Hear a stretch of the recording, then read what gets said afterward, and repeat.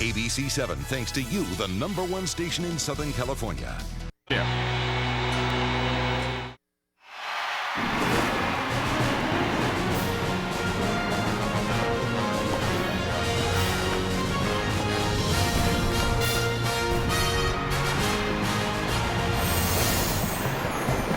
Arrowhead Stadium in Kansas City, where the last chapter on the road to Miami is set to unfold in the Dr. Pepper Big 12 Championship game on ABC. Tonight, the number 20 Missouri Tigers, champions of the North, face the two-time defending Big 12 champion, the number 2 Oklahoma Sooners, who are trying to earn a spot in the national championship game. Already, Florida appears to be in, having knocked off the number 1 team, the Alabama Crimson Tide, by 11 points in the SEC championship game. On a chilly night in KC, we welcome you, everybody, with Kirkhurst Street. I'm Brent Musburger. Pleasure to be with you. We've got so many storylines. Let me start with Missouri. Chase Daniel, he has to be a little bit disappointed in what's happened so far. Well, you go back to August, Chase Daniel was thinking about a Heisman Trophy, a Big 12 championship, and a national championship, and he comes to into this game at 9-3, still a shot to get to the Big 12 championship. And really, I think in our opinions, for Missouri to compete tonight, number 10 has to carry the day. He has to have a remarkable game with his decision-making, and he cannot turn the football over. If they protect him, he'll score points. On the other side, Oklahoma quarterback Sam Bradford is going to be playing with a soft cast. Let me take you back to a week ago when it was taped up after the third series. It caused a couple of fumbles. He tore ligaments in his thumb. He will undergo surgery tomorrow. How did he look, Herbie, down on the field? Well, watching him down on the field, it looked like it was not slowing him down at all. Now, of course, last week he had the fumbled snaps. Tonight, under center, it looked like he was able to handle things. Listening to Bob Stoops, it sounds like it's business as usual as far as their approach and how they'll attack Missouri. So going in, unless it's re-injured, I don't expect the thumb to be a factor at all in slowing him down. Certainly one of the most dangerous offenses we've ever seen in college football. Take us to the ESPN Axis technology and show us how it unfolds. Brent, as you know, we've had a chance to see these guys. It's all about balance. They're going to try to run the ball first, and once they run the football, the real concerns step in. It's against Texas Tech. Ryan Broyles going across the middle, takes the attention and occupies the safety. Now there's the protection that you'll see all night for Sam Bradford. See the window that he has. While Broyles comes across and occupies the safety, on the backside, Manny Johnson will go to the post. And when you open up the middle of the field with this Oklahoma offense and with Sam Bradford, he always seems to find the right guy, makes a great decision, and always throws an accurate ball. So good luck trying to stop him. It will be fun here tonight, Herbie. We're all bundled up for this one as the Nissan pregame shift continues with the Dr. Pepper Big 12 Championship, Missouri and Oklahoma, right after this.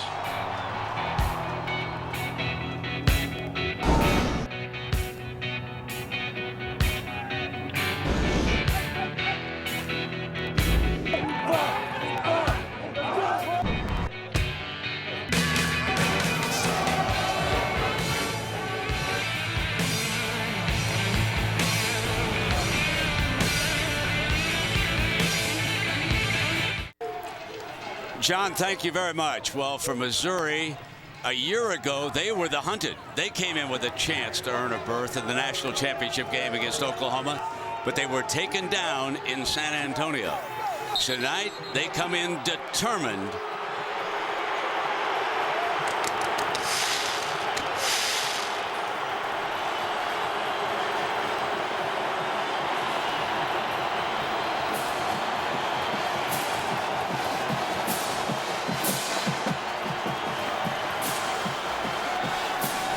Through the years, we've seen some big upsets in this game. Let's go back to the first one in St. Louis, Missouri. Texas knocking off favored Nebraska. And how about in double overtime, Texas A&M costing Kansas State a spot in the national championship game. Colorado upending Texas in 2001. Then here in this venue, Oklahoma, #1, was taken down by Kansas State. And a year ago, just by a rating standpoint, the #9 team took down the #1 team, Missouri. And of course, LSU and Ohio State climbed back. I think you called every one of those games, didn't you, buddy? I did. A lot of memories as we go back. to a year ago, and it was Mizzou striking early, and then what a great game by Curtis Lofton. And he's now playing in the National Football League as Sam Bradford hit Jermaine Gresham. A very competitive game early, but Lofton had the big interception, turned the momentum of the game in favor of Bob Stoops and the Sooners.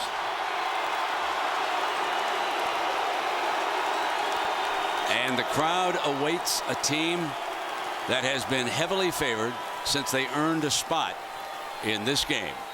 That would be the Oklahoma Sooners. Bob Stoops has lost only once in the Big 12 championship game, and that was right here at the hands of Kansas State and coach Bill Snyder. Snyder is returning, and here are the Sooners coming out of the locker room. Many of their fans traveling up from Oklahoma and around the Midwest, driving in here today. Bundled up. The temperature will go down into the 20s, but there's no rain or snow in the forecast. And that for Missouri is a change from a week ago when they were taken down by Kansas in this same venue. And now a team trying to earn a spot opposite of Florida down in the BCS championship game in Miami. Most assume they're a win away from that here tonight.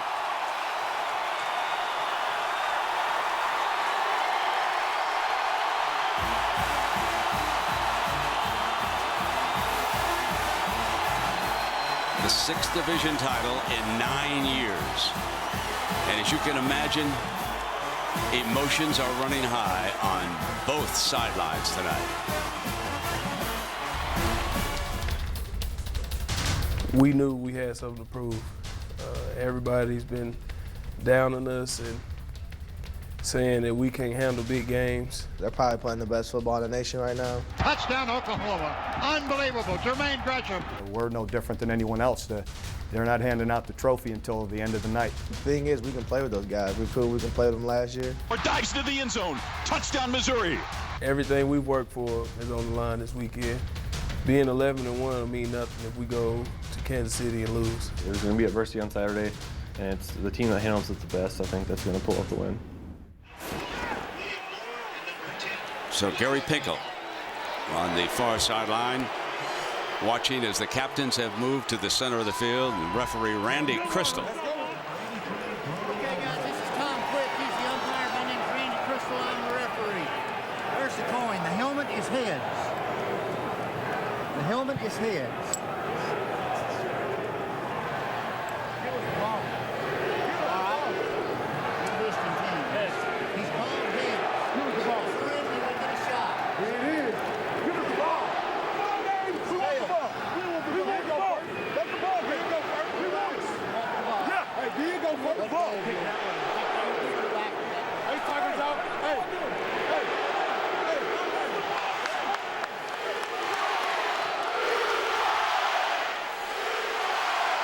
Well, Lisa, Sam Bradford's going to handle the ball right off the bat.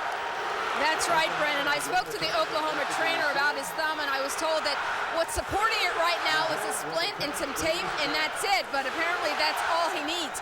Quarterback coach Josh Heupel said that Sam Bradford did not have any ball security issues at all in practice this week. But about tonight, Heupel just added, we'll have to see. And Brent, as you mentioned, Sam is scheduled to have surgery tomorrow morning at 8 a.m. in Oklahoma City. Apparently, it's the type of injury that needs to be taken care of within 10 days of the initial damage or let it heal on its own. And they opted for the surgery, they say, because they thought it would be best for Bradford in the long term. Brent? All right, Lisa, thank you. And Herbie, you made an interesting point as we see what the weather is going to be here tonight. And there will be some wind. And normally this time of year, it swirls here in Arrowhead. And it could be up 10, 15 miles an hour. But you made an interesting point about cold weather. Well, I think the cold weather could actually help Sam Bradford. You might think, oh, it may numb it and take away some of the pain. And, you know, it's like you said, maybe sticking it on a bag of ice on his thumb the entire game, and maybe that'll help him out. But the coaches are confident, and Sam is confident that will not be a factor tonight as he takes snaps. 8th season as the Missouri head coach. Certainly turned that program around. About an hour and a half away from here in Columbia, Missouri. Very familiar with this venue, and on the opposite side, Bob Stoops, who is vying to get back to a BCS game, something certainly to prove as he has lost the last 2 times, West Virginia and Boise State. Dramatic upsets, we might add, and Stoops now knows he's 60 minutes with a possible date with Florida. Underway in the Big 12 championship, and here is Murray from the 5-yard line. Their starting tailback with a fine return out to the 35-yard line.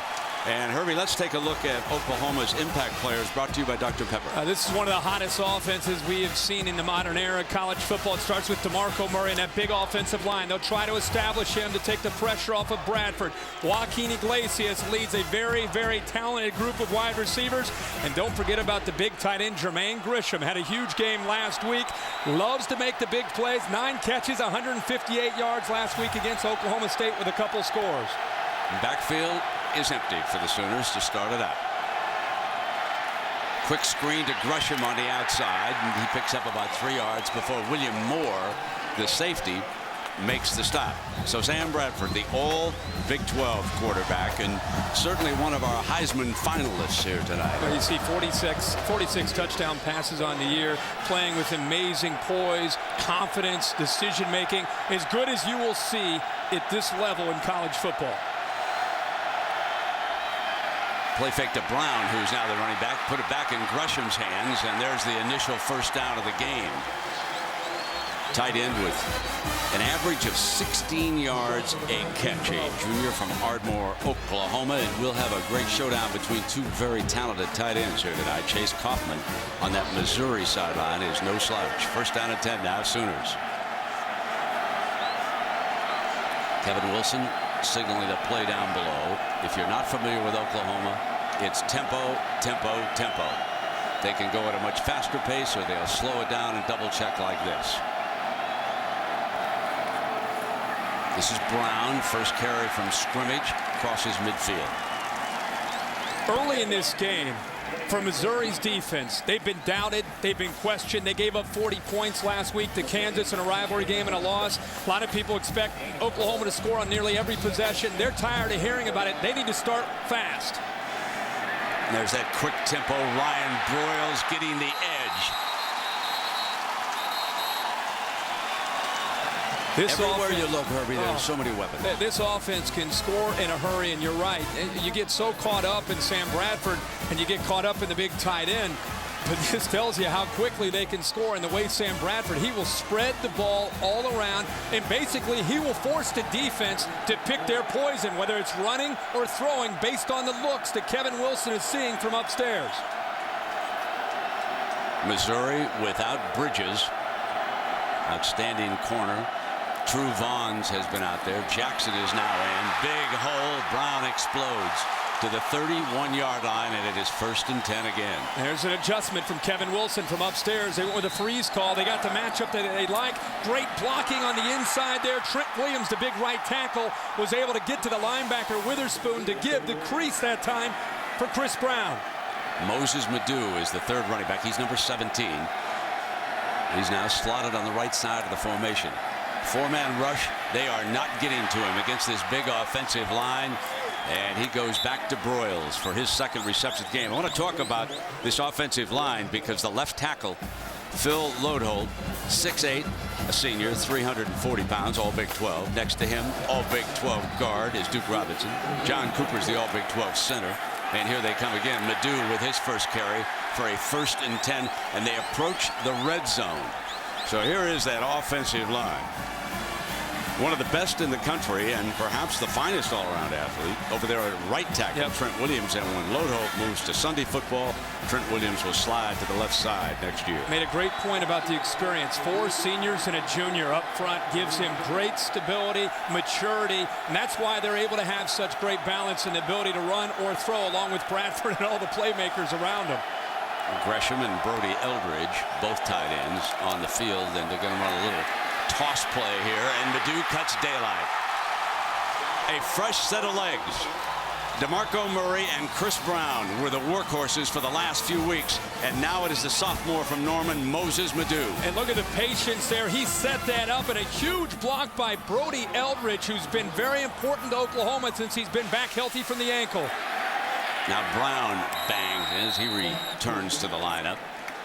Shulock, outstanding defensive lineman. He has 8.5 sacks for the Tigers.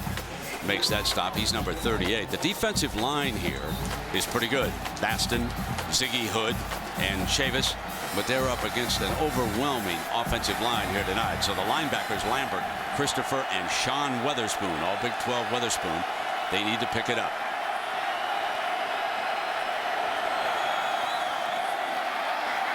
Finally, a ball hits the ground, and it is second down. Imagine that. Oh, man. This drive, and we'll see if they end up scoring, this drive is a great example of what has happened with Oklahoma throughout this year with the balance. What they do is they put a defense on their heels, and they keep you, you lose your aggression because you're just trying to get lined up right and try to look over to get the call. Meanwhile, here comes Oklahoma again. Madu stays out. He's number 17 to the right side of the formation. Certainly not concerned by the pressure as they empty that backfield again. Second down and goal. Bradford incomplete, and twice in a row he's human after all. What Missouri has done here, DeMarco Murray is out, and that's why we're seeing Moses Madu step in along with Chris Brown. And his health these last six weeks has been very, very important to the physical running style of Oklahoma. This is a huge third down for both these teams early in this game. Missouri trying to keep everything in front of them. Got time. Brown steps out of bounds at the 2-yard line on the completion. As we looked at Murray, it is possible that he was shaken up on the kickoff return, and was this foot out of bounds on the catch? Let's take a look at this. Like both the feet came down at the same time. We're going to stop play here. It's a good shot there, Brent. Looks like they have stopped play to review. The field goal kicker, Jimmy Stevens, is already on the field. Is under further review. And we'll see if this is a legal catch as they check it up here. They wanted to take another look because, Herbie, as you pointed out, with both feet hitting the ground at the same time, was that first foot down in bounds? That'll be the question. Well, Oklahoma at least bringing out initially their field goal kicking unit. So even if they completed this, it looks like they're going to settle for a field goal, which is news. In 12 games, they have scored on 10 of the 12 games that they played on the opening drive with 9 touchdowns and a field goal. It looks like it got down. It does. Looks like a completion. Looks like there's a little bit of green. It had to be indisputable to turn it over. And we have seen nothing that I... Yeah, great shot there. That's a beautiful shot right there. So they take their time, they empty the replays, and they get it right. But if Oklahoma settles for a field goal here in the opening drive, for most offenses to open up a game with a field goal, you're excited. But that is a major coup for Missouri if they hold Oklahoma to just a field goal on that opening drive. You see Murray being tended to on the sideline, and that is the left knee. Of course, it was interesting that coming back from a dislocated kneecap of a year ago, Stoops continued to use Murray as his kickoff return man. And now it is possible that his ace running back has suffered an injury. After further review, the ruling is confirmed. So this means that Stevens trots onto the field. He is 6 of 9. He hasn't had one blocked. Whitson will put it down for him.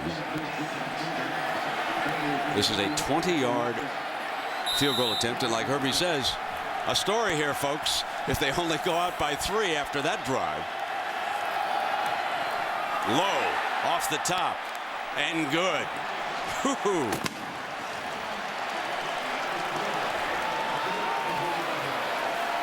Smack the line drive.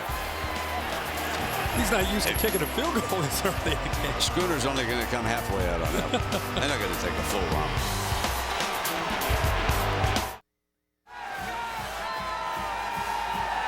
Well, let's go back and take a look at Jimmy Stevens' low ball for a field goal here. The snap and the hold are perfect. It's just a matter of not striking the ball and hitting it well, but all great teams seem to catch some fortunate bounces that we've seen from Oklahoma all year that we've been broadcasting their games. Now the storyline shifts to Missouri at number 9, one of the more dangerous men in college football. There is Jeremy Maclin. No one has ever returned a kickoff for a touchdown in a Big 12 championship game, and they keep it away from him as it's picked up by the wingman, and that's Jimmy Jackson, the backup running back. And Herbie, let's take a look at Missouri's impact players, brought to you by Dr. Pepper. Well, this is the story of the game. Jeremy Maclin's got to make plays, not just on special teams, but they're going to try to isolate him to get him matched up against the Oklahoma secondary. Chase Kaufman battling a turf toe, had 2 big touchdowns last week against Kansas in a gritty performance, and Derek Washington has got to be a factor to give them balance to slow down the Oklahoma pass rush, which is the strength of their defense. So they kick it away from Maclin, but they give Mizzou field position at the 39-yard line, and Missouri will take that. The running play on first down, Derek Washington. So there is Washington, our ball carrier, and Chase Daniel, a senior from Southlake, Texas. The thing about Chase Daniel, people have talked a lot about his turnovers this year, still completing 75% of his passes. He just has to make sure decisions. He cannot force things and turn the ball over against this Oklahoma defense. They prey on opportunities to be able to get the ball back to Sam Bradford. And what we expect as a high-scoring game, it's all on Chase Daniel's shoulders. Travis Lewis showing blitz, and here he comes. Picked up, and it is dropped. Dropped by Chase Kaufman, the all Big 12 tight end, and it bring up a 3rd and 4. It was 3 and out last week against Kansas on that opening series. There you see the wide splits of this offensive line for this spread attack of Mizzou.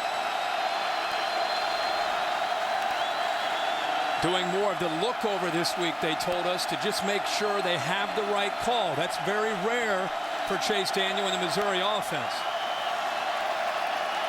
Showing blitz again.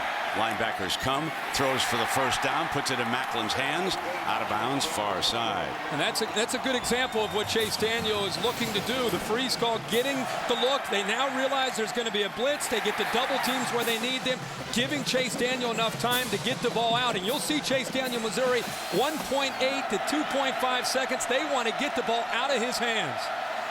Nick Harris, the safety, pressing up front, and he closes in on that tackle against Derek Washington. So with Ryan Reynolds injured in that loss to Texas, and with Austin Box out, Herbie, they're shorthanded, and we're going to see number 5 pressing close to the line of scrimmage. Nick Harris will come up, and he'll force 28 Travis Lewis, the freshman, to the middle of the Sooner defense. He's had a phenomenal freshman year as an outside linebacker, but because of depth being a concern, he now has to move to the middle when they move Harris up. 7 back deep, and so Chase takes off. Herbie, if you back your linebackers as far back as they do on a short yardage situation, Chase Daniel, who rushed for better than 100 yards, is going to take off just like this. Yeah, and he's able to follow his guard around Tim Barnes. So the center, Tim Barnes, leads him through. He had 103 yards against Kansas. That's the difference this year in Chase Daniel from a year ago, is he's dropped some weight, and he's much quicker with his decision-making on when to take off. A flare, Washington cuts and is brought down at the 30-yard line. You can't underestimate what you brought up, Brent, about Austin Box being out of the lineup now with an injury, and how they now have to think about Nick Harris coming up. Mike Bolligan, also a linebacker who played last week against Oklahoma State, but you're not dealing with an experienced unit, and that's what Chase Daniel will try to exploit throughout this football game, the 2nd and 3rd level of the Sooner defense. Jackson, the running back. Here's Maclin. Short of the first down. Missouri going with their own tempo right now, mixing up things. trying to get the football as often as they can to Jeremy Maclin. He's the one receiver that Chase Daniel has at his disposal that has the ability every time he catches it to take it to the house. He's a little bit lighter now with the hand warmer off. Daniel checking back over to the sideline on this 3rd and 2, and he's operating without a running back. But the Sooners press the line. They're going to blitz Daniel. They knew he was coming. Down on the 30-yard line, off the blitz. They read this perfectly, and Lewis, the all Big 12 linebacker, comes up to make the stop. But hang on, there's a penalty flag thrown. There was a ruckus down at the 40-yard line here. You and I were looking at the same thing, Brent, before the snap, and evidently Oklahoma was too. It looked like the middle of the defense was open on alignment, but they blitzed and pinned to the inside and took away anything that Chase Daniel might want. It was like Beal and Fisher going at it over there. I'm pretty sure it was Elvis Fisher, the redshirt freshman left tackle, and might have been Jeremy Beal who was tied up with him. Personal foul, both teams. 84 red, 72 white.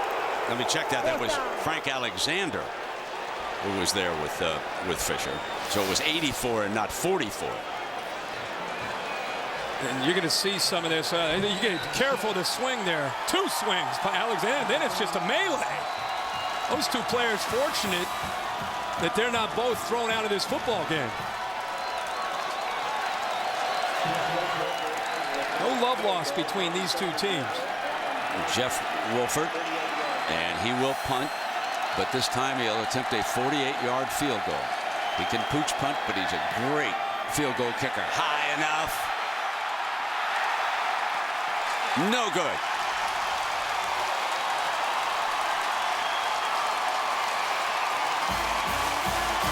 And Oklahoma leads it. They were a little bit luckier with their field goal. Wolford just doesn't hit it good enough, Brennan. In warm-ups, he was trying from 50 and just didn't have the leg strength. Into a little bit of a breeze here tonight. That might have been the difference. 3-0 Sooners lead it. The Dr. Pepper Big 12 Championship game on ABC. Brought to you by Dr. Pepper. Drink it slow. Doctor's orders. Nissan.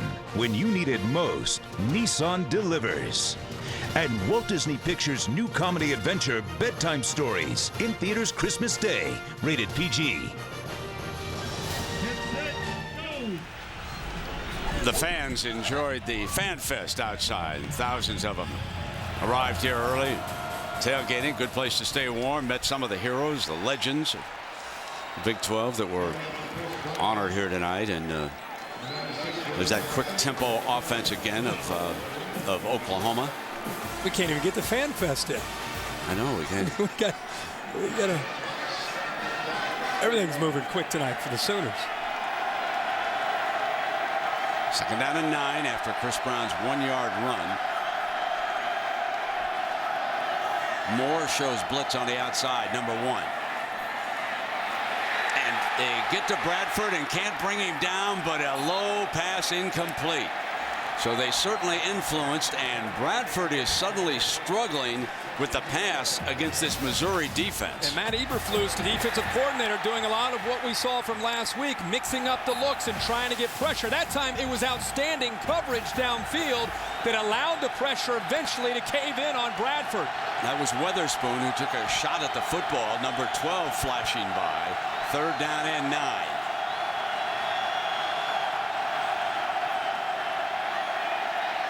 Has time. Now he's forced out, and he'll drop it off incomplete. He wanted Brown.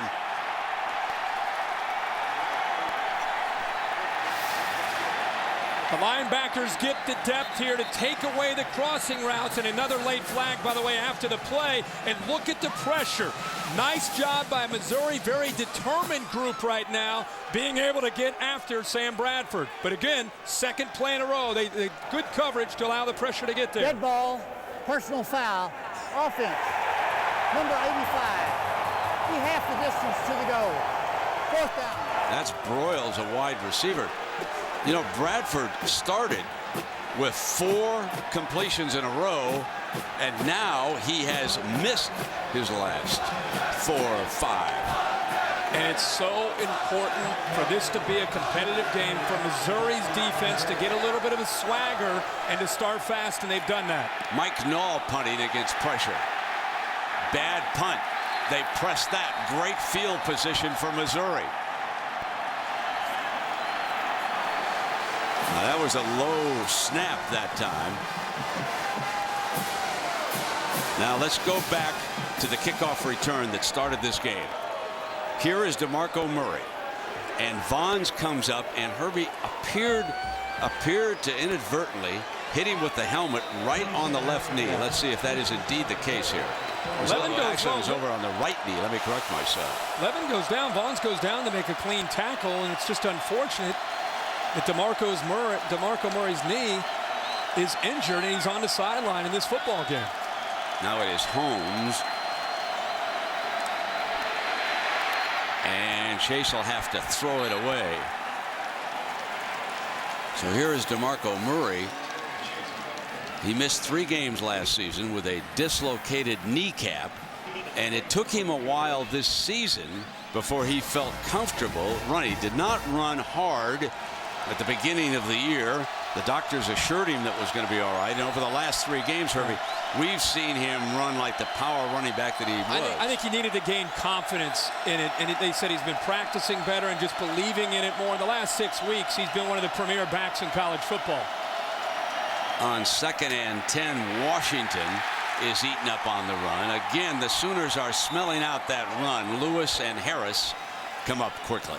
This is a great look by Travis Lewis, 28, just coming up and not only stepping up to take on a ball carrier, but just knocking back the offensive lineman Ryan Madison right back into Alexander's lap. That's attacking downhill in a hurry by the freshman Travis Lewis.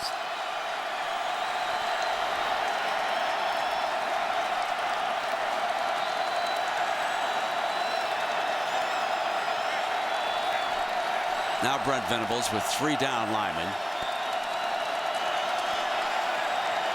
Play clock. Got it off. Here comes the blitz. Linebacker blitz. Daniel will be taken down and ripped. I mean, Quentin Carter came over, number 20, and finished that up. The junior from Las Vegas, Nevada.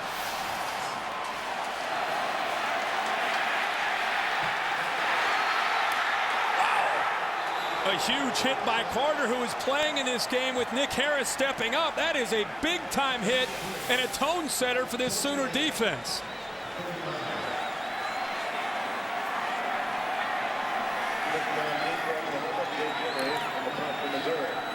Now Missouri's first punt. Jake Harry. And a fair catch by Broyles at the 10-yard line. Oklahoma leads it, but only by a field goal. The Sooners offense dashes out.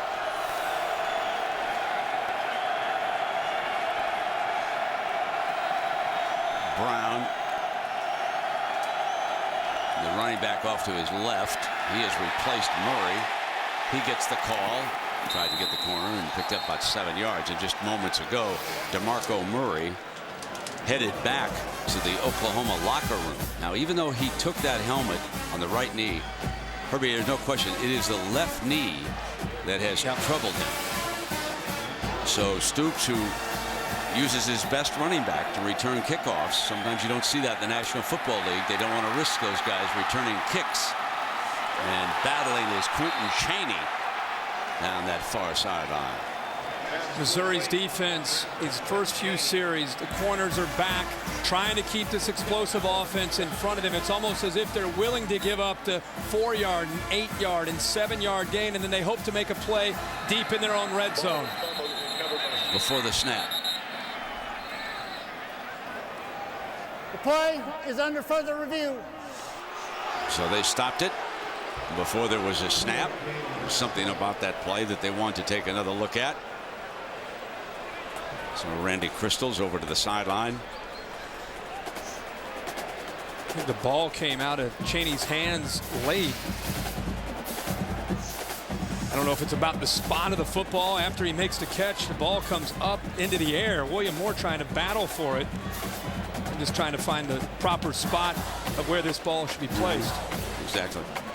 You know, when you lose a back like DeMarco Murray on an offense. After further review, the previous play is confirmed. An offense that's just been doing pretty much what they want. Even though he's a great back, I think Chris Brown, now over 1,000 yards himself, has the ability, and you'll be surprised to see Moses Madu, what he can do now. So you hand the baton. Now it's Chris Brown and Moses Madu that have to become the tandem with DeMarco Murray out.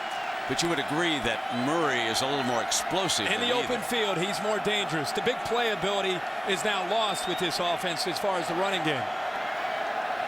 4 down linemen for the Tigers. Complete to Broyles for a first down at midfield. And this is what Oklahoma has to do. Kevin Wilson upstairs seeing Missouri's style of defense. And what Sam Bradford has to do is throw things underneath, make the completion, and then hope that Broyles and Chaney and these receivers can break free and end up with a home run. Rolling left, hitting the big tight end. Gresham, his 3rd catch of the night. Give Sam Bradford that amount of time to throw. And he's got plenty of weapons to find him, and they continue to attack the underneath of this Missouri defense. Moving at quick tempo and putting it back in their talented tight ends. They're having a terrible time matching up with number 18, Missouri is. Yep, Grisham making plays, Broyles making plays in the slot. They're going to attack the outside and over the middle of the defense between the safeties and the linebackers. And now it's about execution. This is what Missouri wants. Let Oklahoma get into the red zone here and then see if you can force a field goal. Iglesias, number 9, is to the right side of the formation. And he has spotted something, and he was signaling over to the sideline. Witherspoon moves up to blitz. He's picked up. Brown into the middle. Just shy of the 10-yard line. Forget this Missouri defense is 116th in the nation in pass defense. So they clearly can't just line up and play man-to-man. They've got to play more of a bend but don't break style. Here comes Brown. 1st and goal at the 2-yard line. What you lose in the big playability of Murray, you gain in just toughness and quickness, low center of gravity from Chris Brown. Last time Oklahoma had 2 1,000-yard running backs was all the way back in 1973. Wayman Clark and Joe Washington.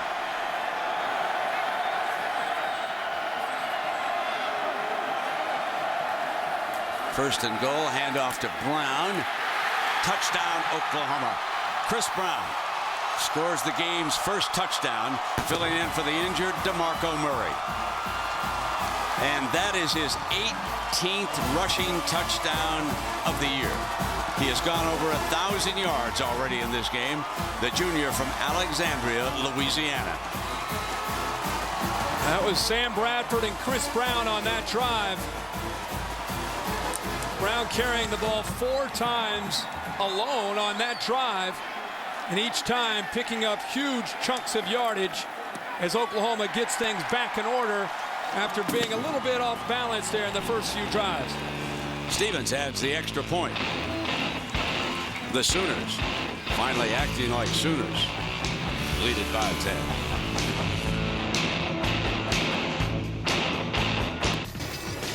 Sean Saunders back in New York with the Sports Center right now, powered by Vizio.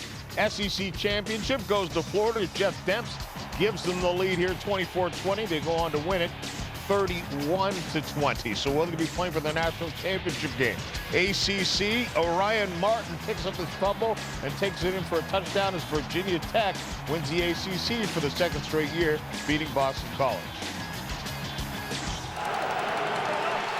Hi, John, and here just a moment ago we had a little equipment repair. The Sooner schooner, the hitch broke, and the ponies were stalled at the 20-yard line, and so they're a little bit late exiting the field. Many of you longtime college football fans remember when the Sooner schooner drew a penalty down in the Orange Bowl when they were playing the Washington Huskies. No flag here tonight, and Brown has scored a touchdown, and Brown has done a lot for them lately, hasn't he? Moreland's kickoff. And that is Jackson at the 20, out to the 29-yard line. And let's go back to the score. It was a nice job of mixing up the play calling. Got exactly the look that they needed. Look at the vision. And how about the jump cut that time by Chris Brown? You know, he's small as a back, but he's 210 pounds. And he fits in perfectly with this style of offense. And that was great to see that little jump cut and then accelerate up into the hole and score the touchdown. Washington, the running back. Missouri has been in good scoring position twice, and they have failed to convert in this game. Final snap of the opening quarter, you would think, and I should say the clock was running down. Let me correct myself. I was looking at the wrong clock, and actually we've got about 1 minute and 45 left here in the opening quarter with 10-0 Oklahoma. Remember this? Yes. With Oklahoma State, they've got the cards, and Texas Tech has something, and here Missouri, their coach is up at the top going crazy when Chase Daniel looks over there. He'll look over there. They go, hip, indicator, indicator, go with it. Keenan Clayton was number 22 jumping around. A lot of movement by the Venables defense. Chase won't get away. Too much speed on that Sooner D, and big Frank Alexander brings him down. Frank Alexander coming from the outside goes all the way around the young freshman Fisher, and this is a huge advantage tonight for Oklahoma because of the speed of Alexander and Beal. That's the best way to get after the quarterback Chase Daniel with this Sooner defense is McCoy on the inside and Beal and Frank Alexander coming from the outside. You cannot get a read on Venables tonight, Herbie. He has just moved that entire front and secondary around on every play, constantly moving. On the slant, a beautiful pass to Tommy Saunders, who picks it up. Picks up the first down. That is a big play for the Tigers. This is one way to slow down pressure in the Big 12. The jailbreak screen. We see it every single week. And when you talk to the coaches, and the reason behind it is it's an extension of the running game, but the reason all of them like to run it is because it makes the defensive line slow down and also makes them hesitate by constantly having to be aware of it. So here comes the Wildcat. They call it the Tiger. Lateral back. Daniel going deep. Has he got a man open? No, he overthrew him. But there was a flag. Brian Jackson may have had his hand on the receiver as he broke free down there. That was Denario Alexander. And Stoops will argue that it was uncatchable from the Oklahoma sideline. They worked the flea flicker. Defense, number 2. 15-yard penalty from previous spot. First down. Here's Alexander trying to decoy and almost look as if he's trying to block. And well, that is a very, very questionable call. The only time Jackson put his hand on Alexander is when the ball was going over top of the head of Alexander. I thought there might be a little contact early in the play, but there was nothing.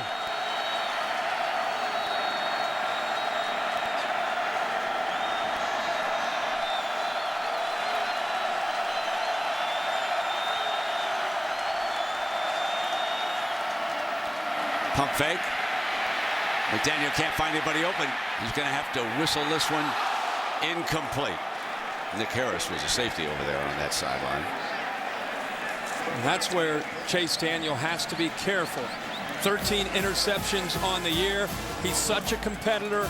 He's such a veteran. He wants to make plays even when there is not a play there, and sometimes it costs him and can cost this offense, as we've seen this year against Oklahoma State and Kansas with the turnovers. He's got to avoid that time. Good decision to throw it away.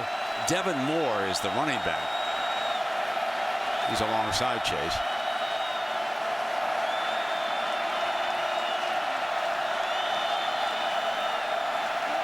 Daniels 4 of 7 for 30 yards is all. And here is Moore, and he is stacked at the line of scrimmage with Travis Lewis bringing him down, and our first quarter comes to an end. The Dr. Pepper Big 12 Championship game on ABC will return after this message and a word from our ABC stations.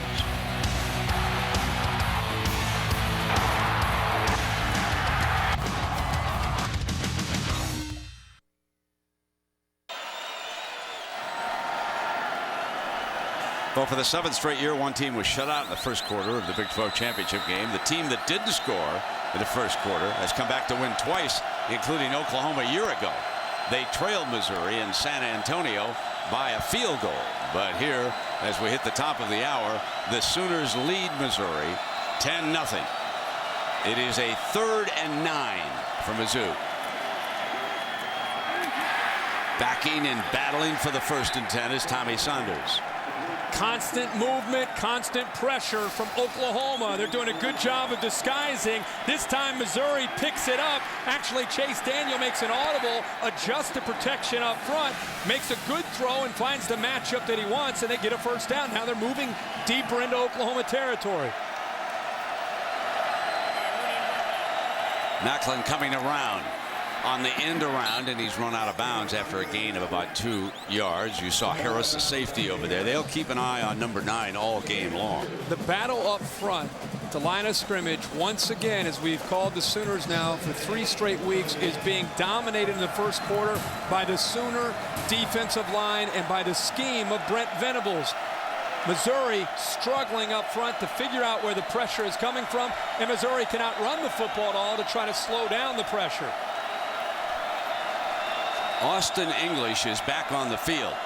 He has missed several games.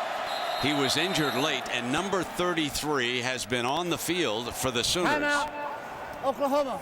It's their first timeout of the half. So the Sooners will burn a timeout, and there is the young man who was the preseason media choice as the defensive player of the year in the Big 12. Big lift for the Sooners.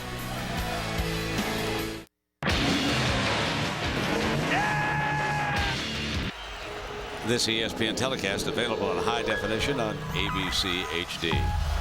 The Coaches Championship Trophy. And of course, the winner will receive that.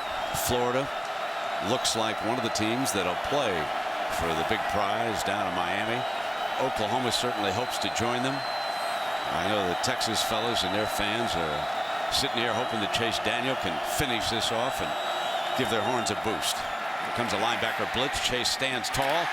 Short of the 1st down is Andrew Jones, a freshman tight end from Smithville, Missouri, and a youngster with a big upside for Mizzou. No doubt, and with Kaufman being injured, he's had to step up in recent weeks. But a bit of a cat and mouse game going on right now between Brent Venables and his defense and Chase Daniel and the lookover. Almost every snap in the first quarter and what we've seen in the second quarter. Here's some trickery here from Missouri. I'm sorry. 3rd down and 2. They snap it off to Washington. They're going to get, no, they're not going to get the 1st down, but there is a penalty flag.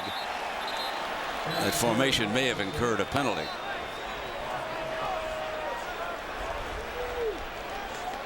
See how many guys are on the line of scrimmage.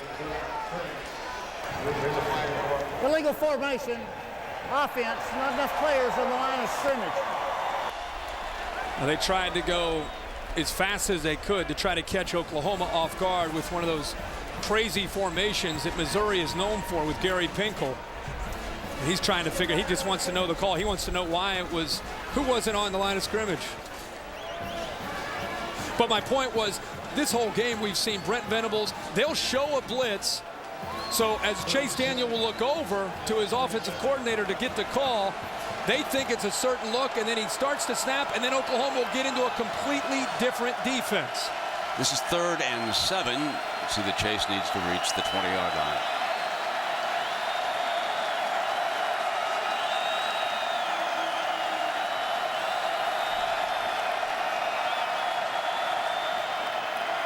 Rush 3. Macklin breaks free. 10-5. Touchdown, Mizzou.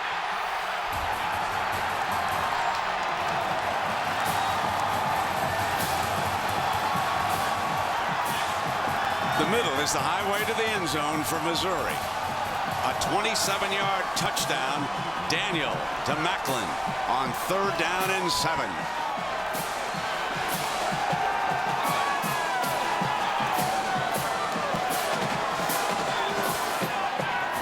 I could feel the glasses being raised on high in Austin.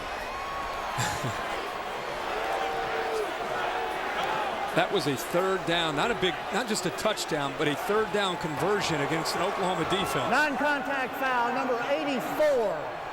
That's Saunders. After the score. The penalty will be assessed on the ensuing kickoff.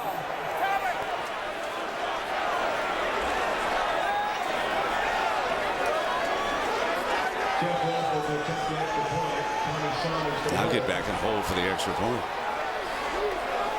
Wolford. The old Big 12 kicker. There's a whistle.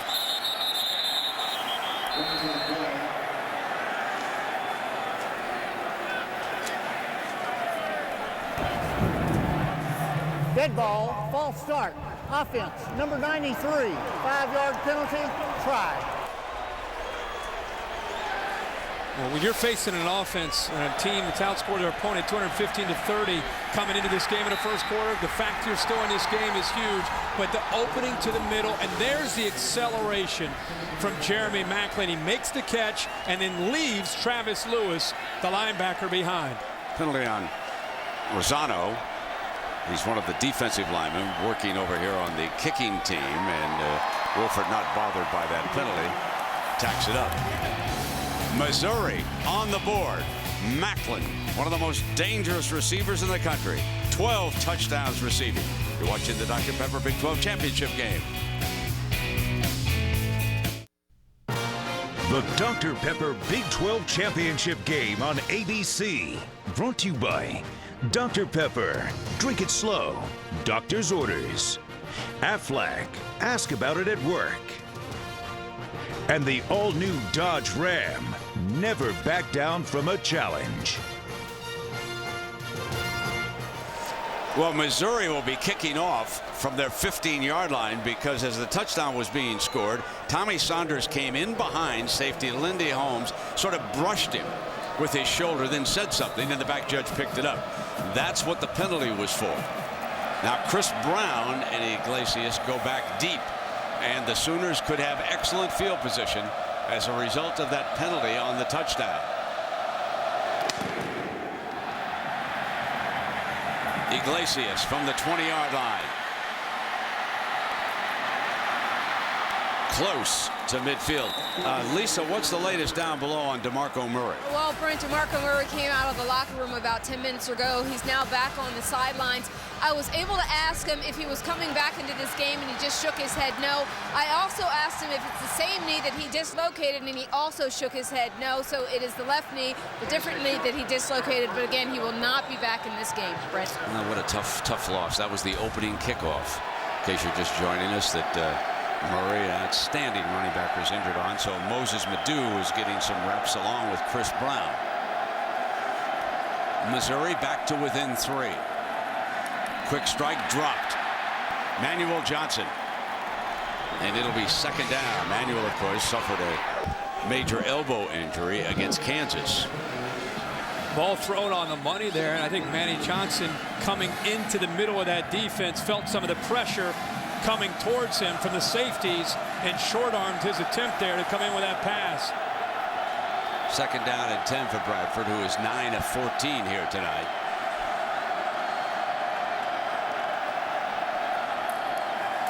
Here comes the blitz. Can't get there. They go right back to Johnson, and he picks up almost 9 yards.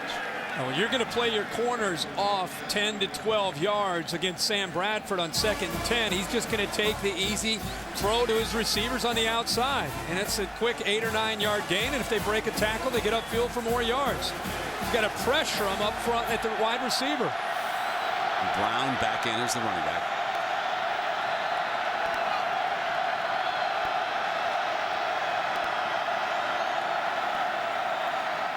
The flare to Brown, running for the first down marker, and he got it. That's the play that Oklahoma runs over and over. If you're going to play man, they're going to dump it out there, and it's just a foot race between the linebacker trying to stay with a running back, in this case Chris Brown. This is a ball that Bradford throws perfectly. The accuracy is so important to give the back a chance to get upfield. 164 yards of offense for OU, 94 from Missouri here.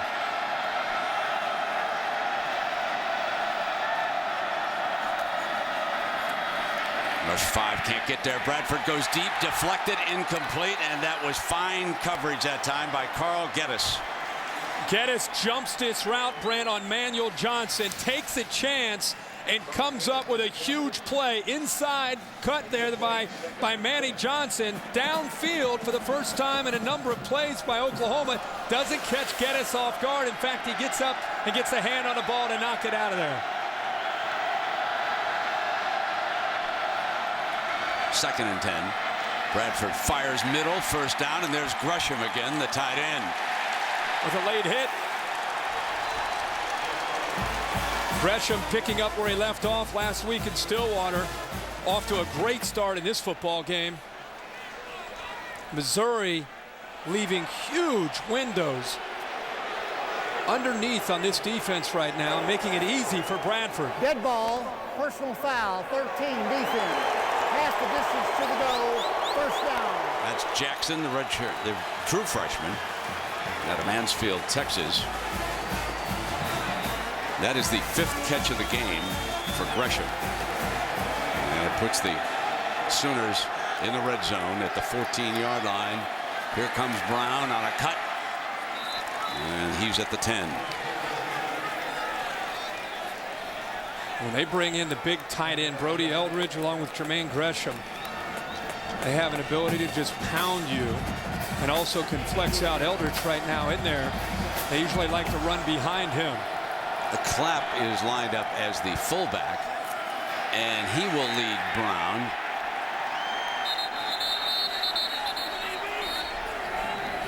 Huge offensive line. The red zone numbers for the Sooners are ridiculous. Just ridiculous. 87% of the time they get in there, they're not just scoring, they're getting touchdowns. I think a little bit too much pushing and shoving for the umpire on this crew, and that's Tom Quick working with the Randy Crystal crew. Cale Gundy, running backs coach, working without Murray here tonight from that sideline. 3rd down and 6 for Bradford. See how deep the linebackers are now. Christopher starts to come up, and he backs back away. A lot of time, but no one open. End zone touchdown. Iglesias, his 9th touchdown catch of the season.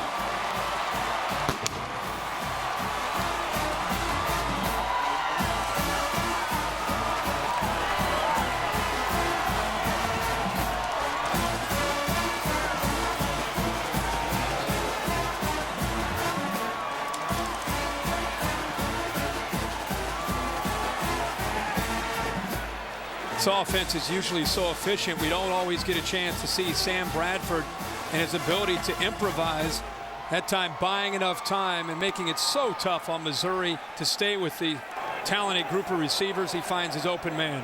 Dead ball, non-contact foul number 9. It'll be a 15-yard penalty on the ensuing kickoff. Try. Iglesias saying, what did I do?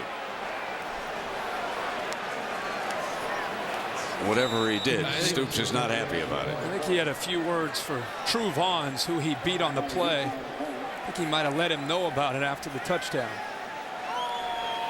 So they've thrown 2 flags in that end zone after touchdowns, and been a little chippy at times here tonight. Sooners made that one look easy, didn't they? Cue the duck. Herbie, you're ineligible tonight. I know you know this one. What coach did Oklahoma lose to in their only Big 12 championship game loss? I'm ineligible. I don't give you layups. I'll give a hint. You were there. Yes. That's not much of a hint. You're there for everything. It was cold. Yeah, it was. I'll tell you that. And the real story is what happened after that game. And the BCS standings. That's true. Oklahoma still went to the championship game. That's right. So because of the penalty against Iglesias, both sides are even now. Moreland whacks this, and here comes Mack. to midfield, and Herbie, take us back to the touchdown. All right, this is just great job by Sam Bradford showing patience. How about the offensive line doing their job? No pressure at all. Shows us how comfortable he can be, improvising and making a play. And give credit to Iglesias and all the rest of the receivers.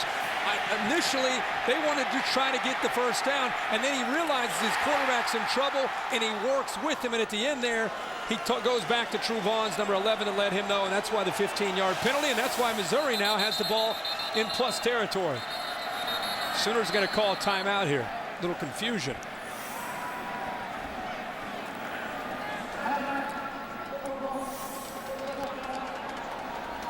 Well, let's take you back to a gentleman who's here tonight. He was one of the legends who was honored last night. They had a party, and he was just introduced along with some others. The coach is back, Bill Snyder at Kansas State. And folks, he was in charge of one of the greatest rebuilding projects in the history of college football, and he has returned. He served from 1989 to 2005. He beat Oklahoma, the only coach to do so. Some of the other legends who are here tonight: Matt Blair from Iowa State, John Hadel from the University of Kansas. But this was Bill Snyder's big moment. They fell behind in the game, and then a youngster by the name of Darren Sproles. Look out. Wow. Can't catch what you can't see. He was quick. Lee Corso would have fun with him. First down and 10. Where is Chase Kaufman? Got to get him the football. Instead, it's Chase Daniel. And put it down on the ground.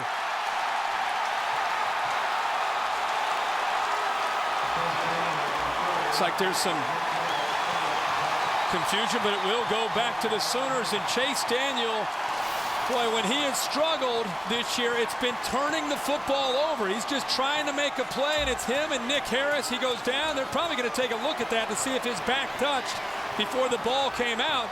Nick Harris in the open field says, "Bring it on, Chase." Takes him down. The ball comes out. Very, very close to seeing if his body touched. No, that ball looks like it is out. And Jackson, Brian Jackson, the junior, jumps on it. And so it will be Bradford and the Sooners taking over at midfield. Here is Brown, and Ziggy Hood takes it down. And let's check in for the first time tonight with Matt Weiner. Matt. For John Saunders, Brent, take your pick. Taco Bell studio update. Matt Grovey of South Florida runs this one in from 6 yards out. This game is over on ESPN 2, tied at 7. Apologize. I always know when Big John is back there in the studio. That's your guy, Big John. That's our guy, you know. How could I say? You know, I saw him doing a basketball game the other night. Yeah? Yeah. In Jimmy Valvano's Bobby did a game. I enjoyed watching it. Quentin Chaney was the receiver that time. We got to get John the up-tempo highlights, too, with this whole Exactly. Bradford, deep middle. Got Broyles again. First and goal at the 9-yard line. Ryan Broyles. See what they're doing right now is they're attacking underneath, and then they're lulling the safeties to sleep. They get Jackson 13 out of position, and they hit a crease on the back end and leave it to Sam Bradford to see it when the opportunity presents itself. Good throw, and now they're inside the 10-yard line just like that.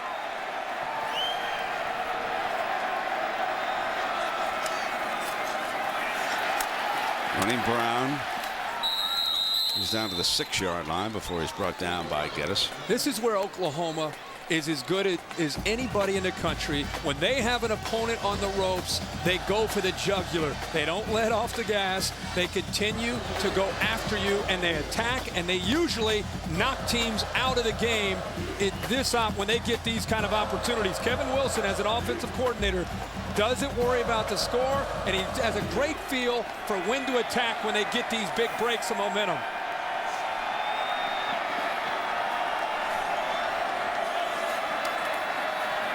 Second and goal, screen incomplete, and Sean Witherspoon was really in the middle of that, helping break up that screen pass. Fine line. Also 19, Geddes recognizing, okay, jailbreak, let's get in there. You see Madu trying to pick up a block. Witherspoon comes from the inside, and it also started with Carl Geddes on the outside, staying with Chaney the whole time. 3rd down and goal.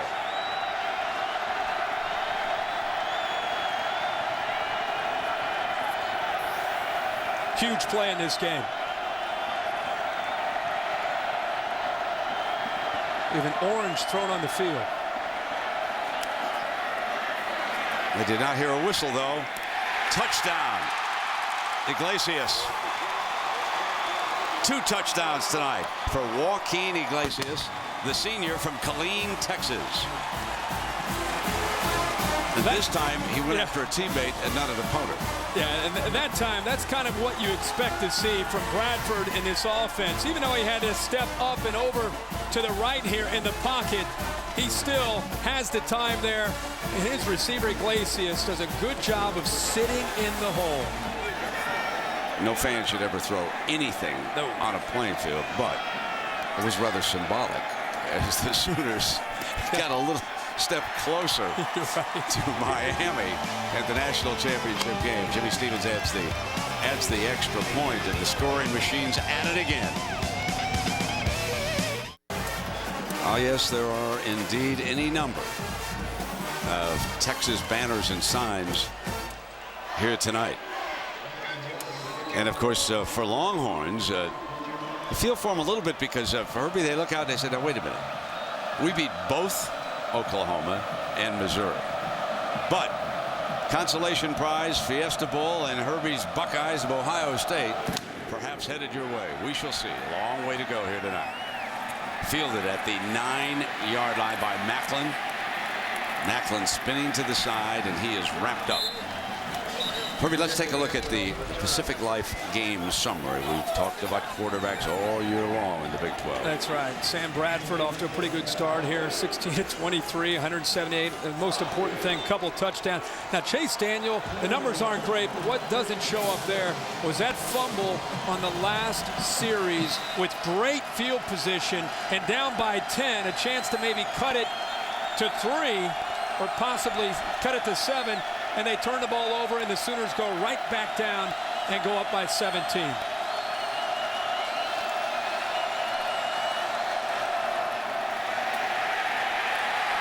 Picked up, and he has to take off.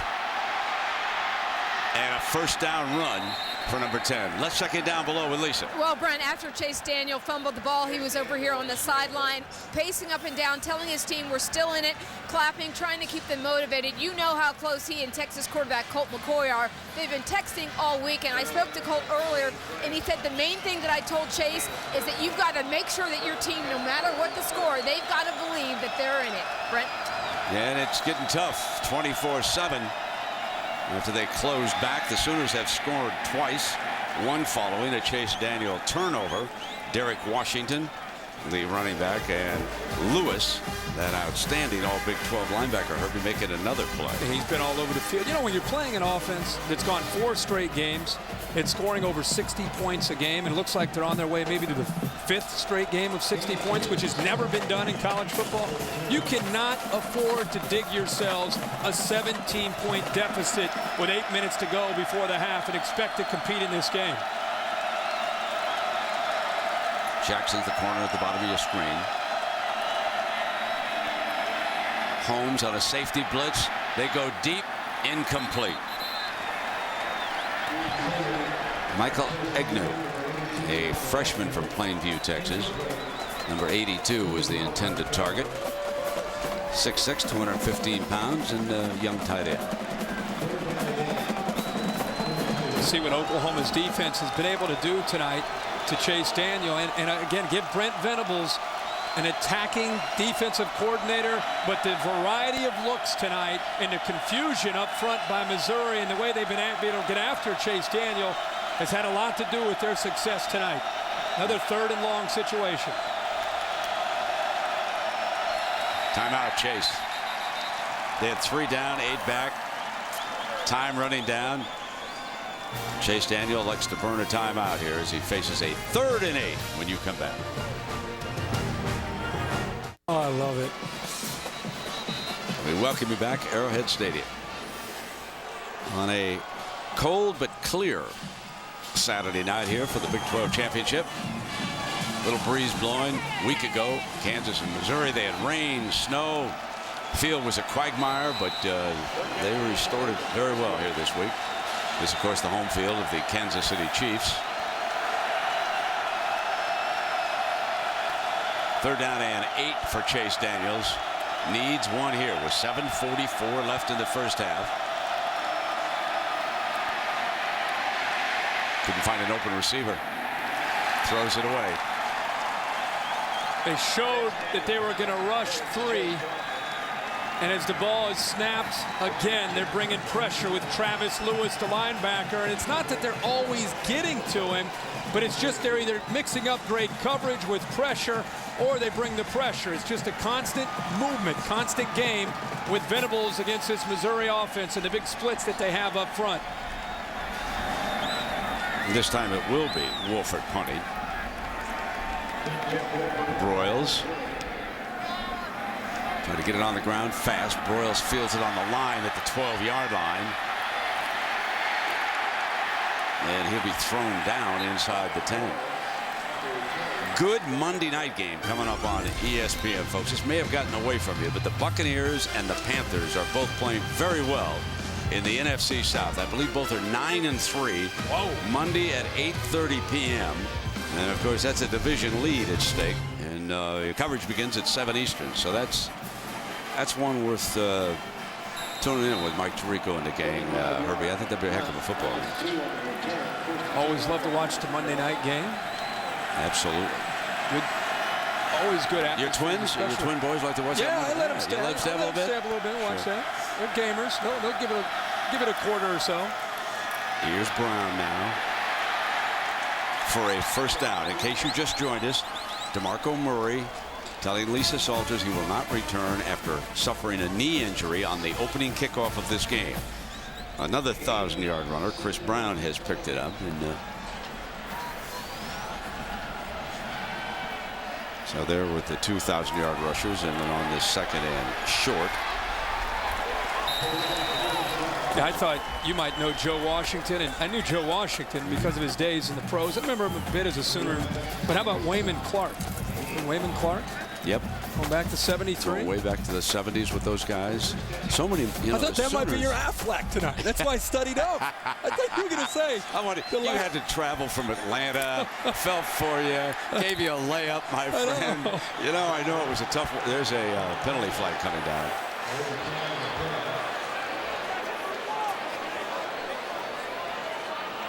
If 1 week I study and you give me one I know without looking at anything. Had a nice talk with Bill Snyder yesterday, and is he excited? Well, yeah, he's like Dick Vermeil. These old war horses, they come back. Yeah, you know. There's no foul on the play. I think they might have caught Iglesias and originally. How about that? Head to head there with two of their own players. Teammates. What are we going to do? Good decision here by the officials, obviously. Second down and inches here. Or I should say second down and 10. Let me correct myself. They had picked up the first down, and that was first down, and this is second down and 10. Comes pressure. Flair deflected and caught. Like Chavis might have gotten a hand on that. Usually when you bring pressure on Bradford, he welcomes it, and he did. Big Tommy Chavis climbing a ladder there to get a hand on it. Fine catch by Brown. But yeah, the focus there by Brown, and gives him an opportunity here on third down. You bet. Third down and 5. But how about dialing up Tremaine Gresham here? He's matched up on the inside against the safety, Justin Garrett.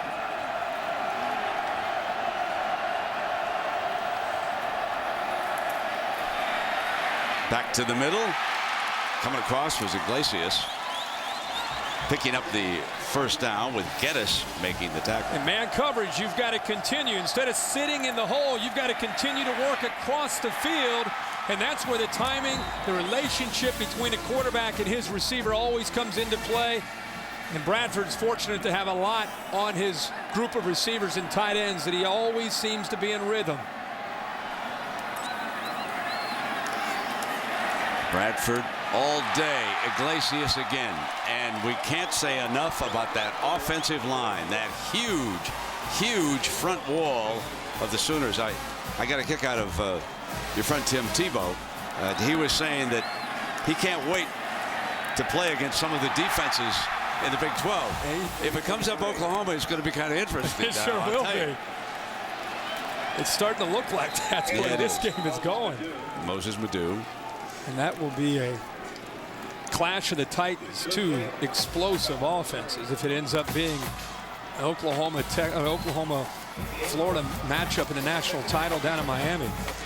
Of course, the other race is very unsettled. Is the Heisman, probably one of the toughest decisions for all of the voters to make. You're looking at one of the serious candidates here, Sam Bradford. He's been ahead in a lot of the polls, handing off this time to Moses Madu for a yard. Obviously, Tim Tebow trying to join Archie Griffin as the only two-time winner. He'll be one of the finalists. Colt McCoy down in Austin with the Longhorns has had a fabulous year. Graham Harrell, the Texas Tech quarterback. So I know people have asked me, and I say I really don't know who I'm going to vote for this week, Herbie. I think it's I know nothing. Third down and 5. That's why we have secret ballots in this country. That's right. Bradford going deep, incomplete. 20 of 27, 210 yards, 2 touchdowns, and no interceptions. Okay, and Bradford has not been sacked yet tonight. And on 4th down, Bob Stoops confident in the way his defense is playing, even at the 39, and confident that they're going to execute here. Their crossing routes, about 8 to 12 yards across the middle, have been very effective against this Missouri defense. Playing with a little bit of arrogance here. 24-7, 4 minutes. Mizzou trying to make something happen, and they don't. Broyles first down, and that's why. That's right. That's right. Just like I said, a lot of success across the middle. So what are they going to do? A little pivot route to the outside and find Ryan Broyles, as there's just a little bit of pressure that time on Bradford. That's Geddes shaken up. They already lost a corner last week. Bridges not able to play. So Vaughns has had to fill in for him. And now Geddes is shaken up. Rutland checks in. Well, he's a sophomore from Houston way. He'll be in that secondary. And Bradford incomplete. Johnson's had a little bit of hard time hanging on to the ball here. It's not like him to drop a couple passes, and I think he's overcome the injury that he sustained against Kansas with that big brace that he now wears on his left elbow. He had a few catches last week against Oklahoma State, the week before against Texas Tech. Maybe the cold's affecting his hands. You don't know.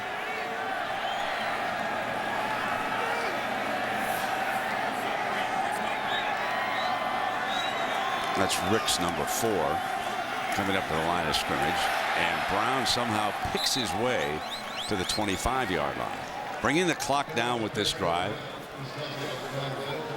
Remember, no team has scored 65 consecutive games. Sooners have already done it 4 consecutive games, and the week before that they only had 58. And they had 55 at halftime. They just stopped. Here comes Brown for a first down. We heard a lot today about Alabama and Florida and who would impose their will on who. And in this football game, what happens when you face Oklahoma is they don't have an agenda as far as how they're going to attack you. They're prepared, obviously, but they wait to see what you do, and then they go the other direction. This is Madu. Slashing to the 11-yard line, and Justin Garrett. Every offensive coordinator talks about the importance of balance, but I mean this is true balance. If you load the box, they will throw every time, and if you sit back, they'll run every time. And that's what this look over assures them of getting the right play. Madu, end zone, touchdown. Moses Madu, the sophomore from Norman, can do.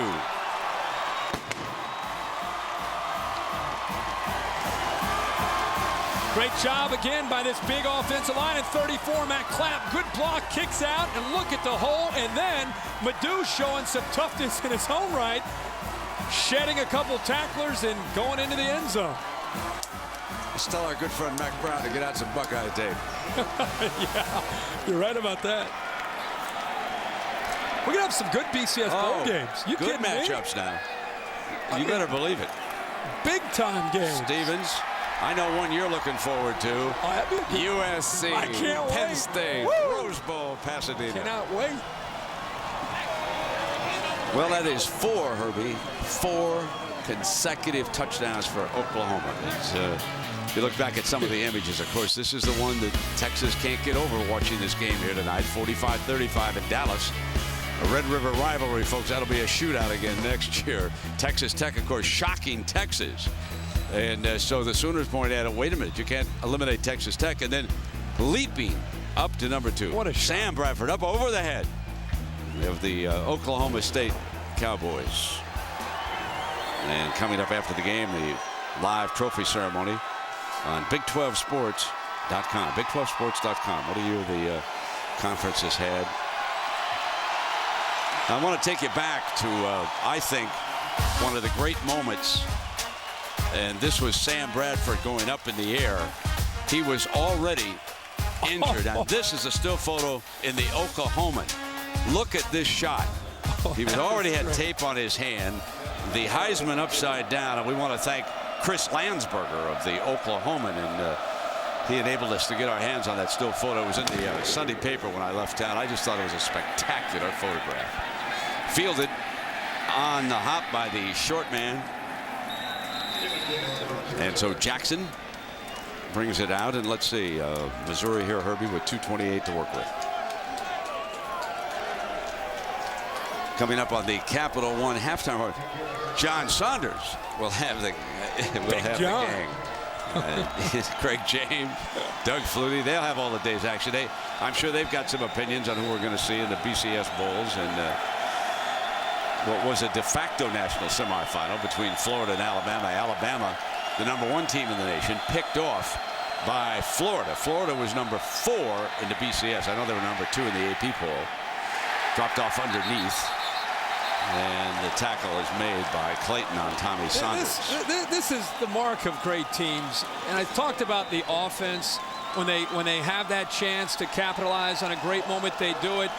This defense last 3 weeks, and I know they gave up some yards last week against Oklahoma State, but they're up 31-7, and they're playing like they're down 31-7 right now with the energy out on that field. Saunders on that middle screen breaks free, busts a couple of tackles, and just short of the first down marker. Most points, incidentally, in the first half, speaking of Mac Brown, 42 against Colorado. That is the night that the Longhorns put up 70 en route to a national championship with that great victory over USC in the Rose Bowl. Picked off, intercepted. Jackson stumbles him down at the 26-yard line. That is the second turnover by Daniel here tonight. So it's 3rd and short. You're reading your scouting report. You're studying your tape. What does Chase Daniel and the Missouri offense like to do? The quick slant. So what does Brian Jackson do off to your right? He jumps the route. He sits there. The ball is actually thrown pretty well, but he just almost just baiting Chase Daniel to throw the ball, and then steps right in front of the wide receiver to make the big play. Earl Goldsmith thought he had a catch, and Brian Jackson says, nope, that's interception number 2 on the year for Jackson. Let's see if Slingin' Sam goes right after it here with 1:26 to go in the first half. Yes, he will. Pump fake. Right side, wide open. Broyles to the 5-yard line. Ryan Broyles.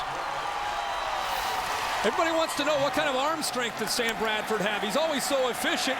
Zip! Right there's your arm strength. Nice throw by Bradford. Even though he is a sophomore, he's a redshirt sophomore, he would be eligible to jump to the National Football League next year. I'm sure that he will get reports on where he might fall in the draft. But trust me, with the season he's having and the toughness he's demonstrated with that torn ligament, he could be a factor as they walk in again. Chris Brown. The touchdown machine is underway.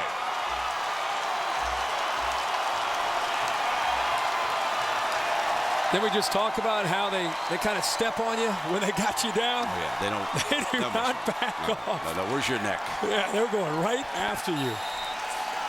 Aggressive play calling, aggressive on the defensive end. They just do not stop.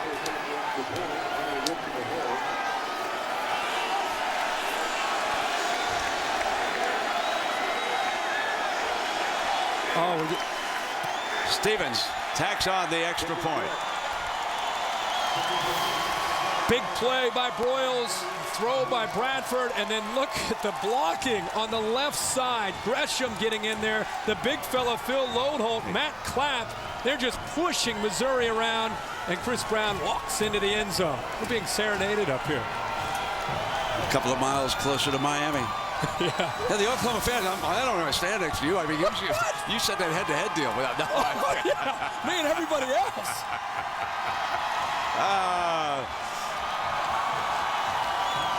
Boomer Seward. Not even in the era of Barry Switzer and all those great athletes have they ever scored 60-plus points in 5 consecutive games, and they're on the move. And so, Herbie, here's your question for the night. If it comes up Oklahoma, Florida for the national championship, okay, if the Sooners hang on here and they get to, who's the favorite? My guess would be Oklahoma because of the ability to score points. DeMarco Murray injury might weigh on it. I mean, I'm not saying who I would really pick, but I'm saying who your friends out. I'm going to go see my friends. I'm going to the rodeo. Breaking free is Macklin. You know how much I like the championship rodeo out in Vegas. You're going there, right? Going to go out there, sure, and take a look at it. Mama's coming down from Montana. You have a lot of respect for the clowns, right? Love the clowns. You said that the clowns are kind of the key. Those bull riders. Yeah. I'm going to tell you something. They do a fabulous job of saving serious injuries. Right? Remember old Walt Garrison? He used to bulldog a little bit. Of course. Mahan ride the bulls. I mean, all those old rascals that I used to hang out with. Oh, Walt? I remember him. First down and 10. Daniel going deep, incomplete.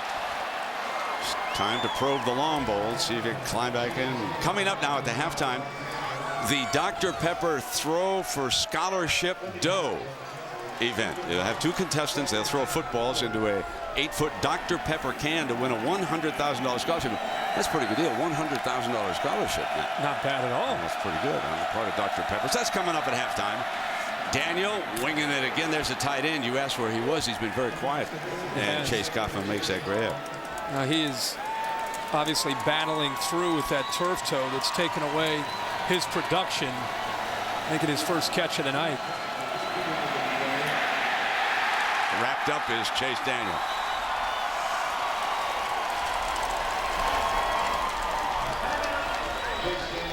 Frank Alexander, what a fine defensive end he's going to be.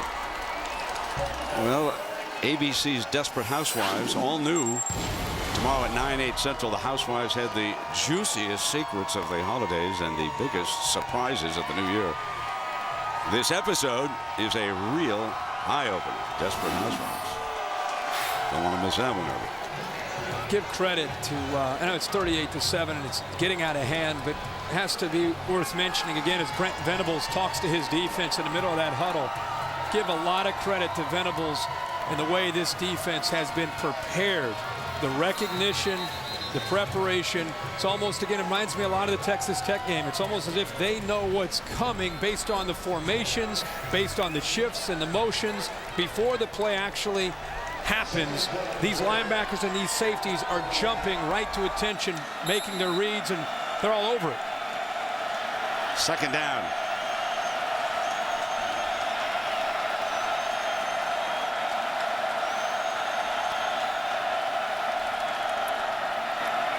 Beal. Chase steps away from him, but by forcing him up into that pressure and the arms of Alexander, it was Jeremy Beal the sophomore and an all Big 12 defensive lineman who forced this play into Alexander's arms. You know, with Austin English down with the injury, and you know he's trying to come back and play tonight, the athletic ability and the speed off the edge, and that'll be big when they go up against Tim Tebow. But Alexander and Beal, wow, they put a lot of pressure in this first half. Chase Daniel. Let's quickly go to Lisa. Thanks, Brent. Coach, certainly not the half that you wanted to have. What will you say to your guys in the locker room? Well, you know, first of all, you had a couple turnovers. You turn the ball over in midfield against these guys, that's not very good. So, you know, we had the ball a couple times at the 50-yard line and turned it over, and we also had a 3-and-out there. We just got to come back and battle. We'll keep fighting. It doesn't seem like you've been able to get a lot of pressure, if any at all, on Sam Bradford. What do you got to do to change that? Well, we got to do the best we can. Thanks a lot, Coach. Brent. This looks like a team in the first half out to prove a point after that debate between Texas and Oklahoma. Yeah, exactly. And Herbie, let's send it to the Times Square studio. Mr. John Saunders, will you take it away with your gang, please? We welcome you back to the Dr. Pepper Big 12 Championship game on ABC. Arrowhead Stadium in Kansas City. Sam Bradford, one of the favorites to pick up the Heisman Trophy, and the Oklahoma Sooners lead 38-7. And in talking to all the people who are milling about outside, they just shake their heads at this OU offense. 7 first-half possessions, 7 red zone opportunities, 6 scores, 5 touchdowns, a field goal, 5 consecutive touchdown drives. Just another ball game for Oklahoma. I mean, that's just another first half for the Sooners, the way they've played these last 4 or 5 weeks.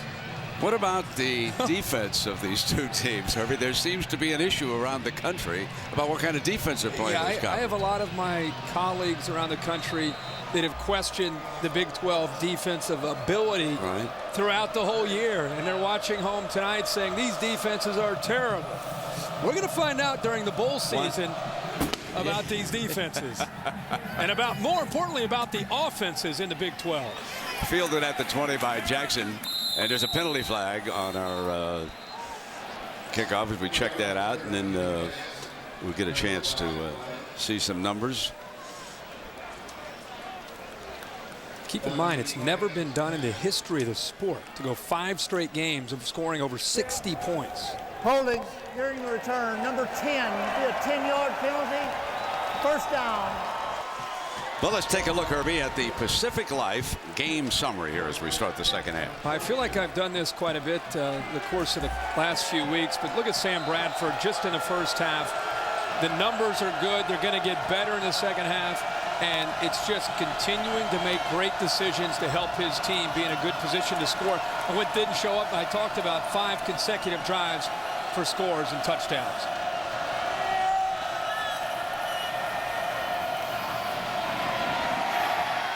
Daniel throws back underneath to Macklin.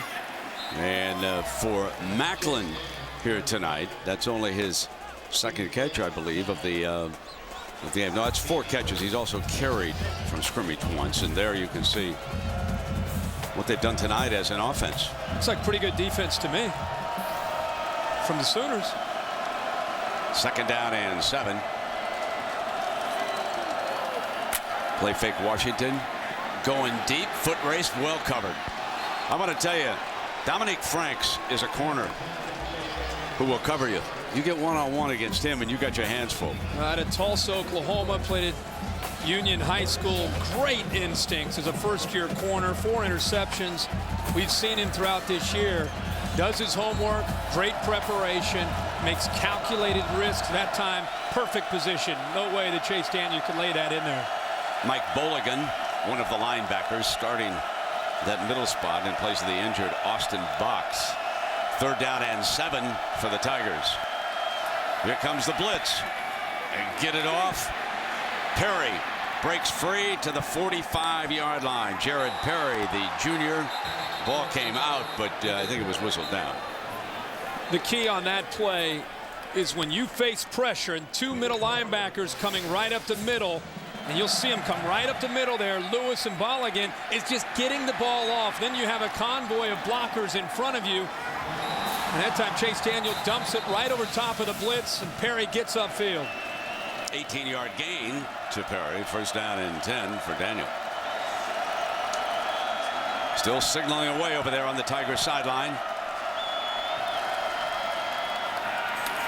Washington breaks a tackle just short of the 50-yard line. Derek Washington, the sophomore out of Missouri. Holmes, who has 72 tackles coming into this game, and he was second on the team to Travis Lewis, making that stat. This gives you a look. Brent Venables, top right, constantly in communication. You can see Chase Daniel looking over in the background, the bottom left, the offensive coaches trying to help not just Chase Daniel, but the entire offensive skill set. They'll look over there and get the call. It's a cat and mouse game going on between Brent Venables, top right, and Chase Daniel. As Beal closed in, throws a one-hopper incomplete. Just couldn't find anybody open against the quickness of OU here. The reason this is relevant is because when you watch the Big 12 offenses, and it's one thing just to go hurry up, but they line up, and then a lot of times they look over. Look at all the communication from Brent Venables at the top. The coach is trying to pull him back. He might as well put some shoulder pads on Brent.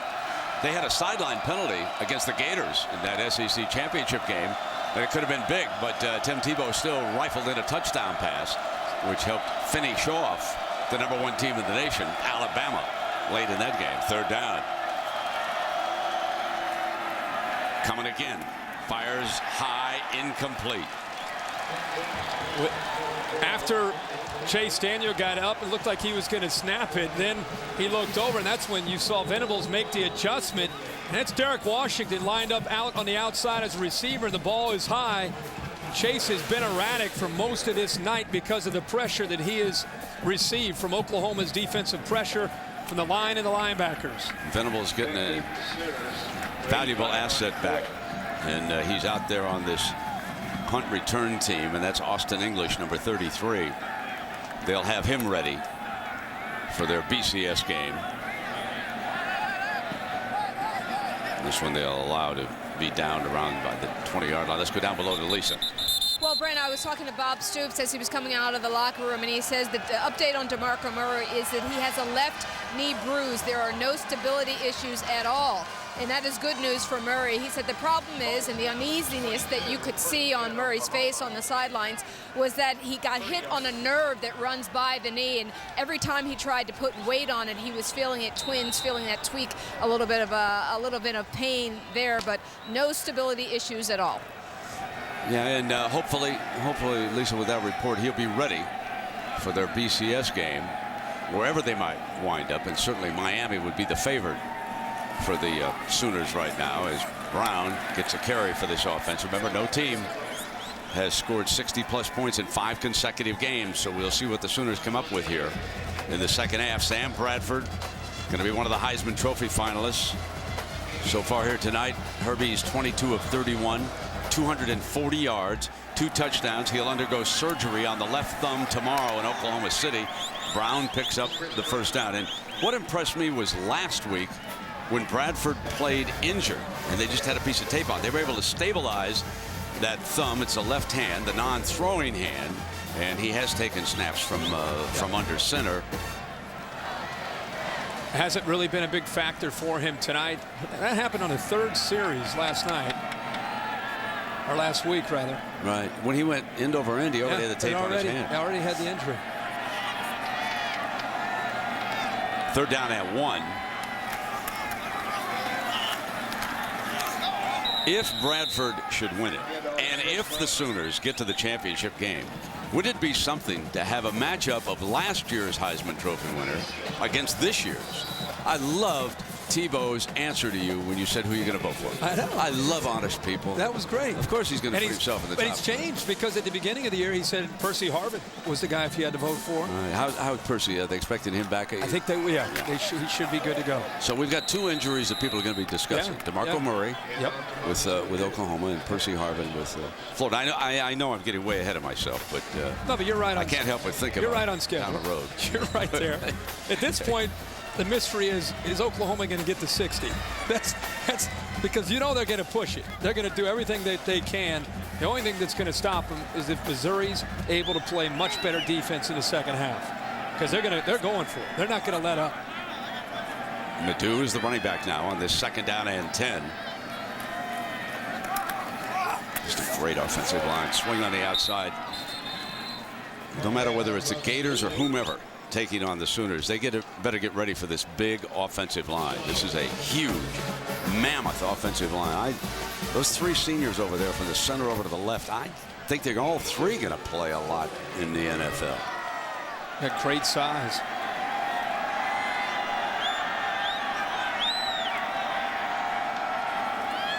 Third down. Middle. Nice catch by Iglesias reaching down for the ball, and that's a first down just shy of midfield. Joaquin's had a big night. He gets across the middle of this defense where he's had some success tonight. Ball thrown low. What concentration. What strength in his hands to be able to secure that football. Play fake. Coming in underneath now. And that, of course, is Jermaine Gresham. Which they like to do. Once they pick up that first down, they get a little bit of tempo going, and love the play call. 1st and 10, play action going away from what you would think would be a run to Brown. Come back and find Gresham, pick up a quick 8 yards. 2nd down and 1. They run the toss play right here. Madu.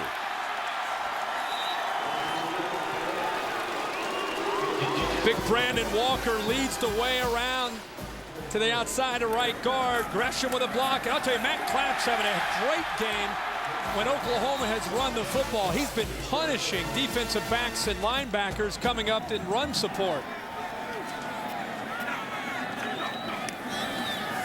Tripping, regaining balance, still no pressure. Gresham again. Into the red zone, the 15-yard line.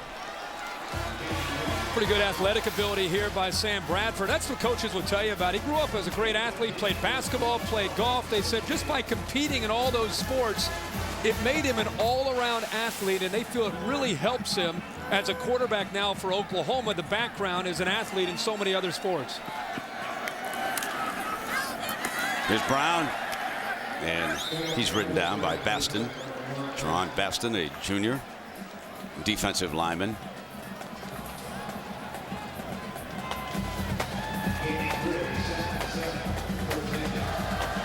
Over on the sideline, Gresham being tended to. Maybe it's a cramp over there.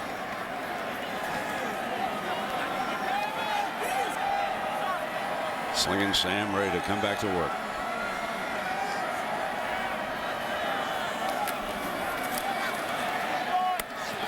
Incomplete.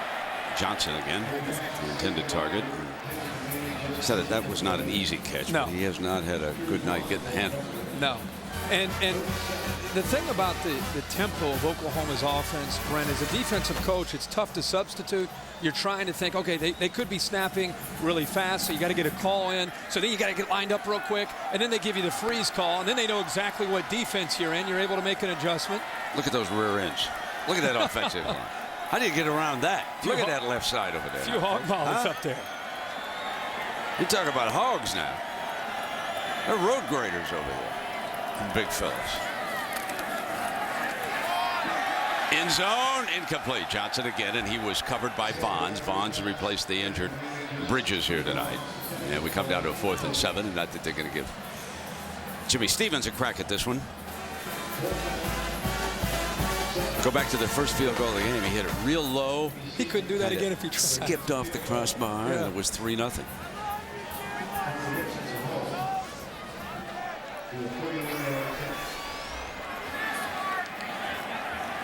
Interesting face mask the kicker wears there. 30-yarder. Whacks it.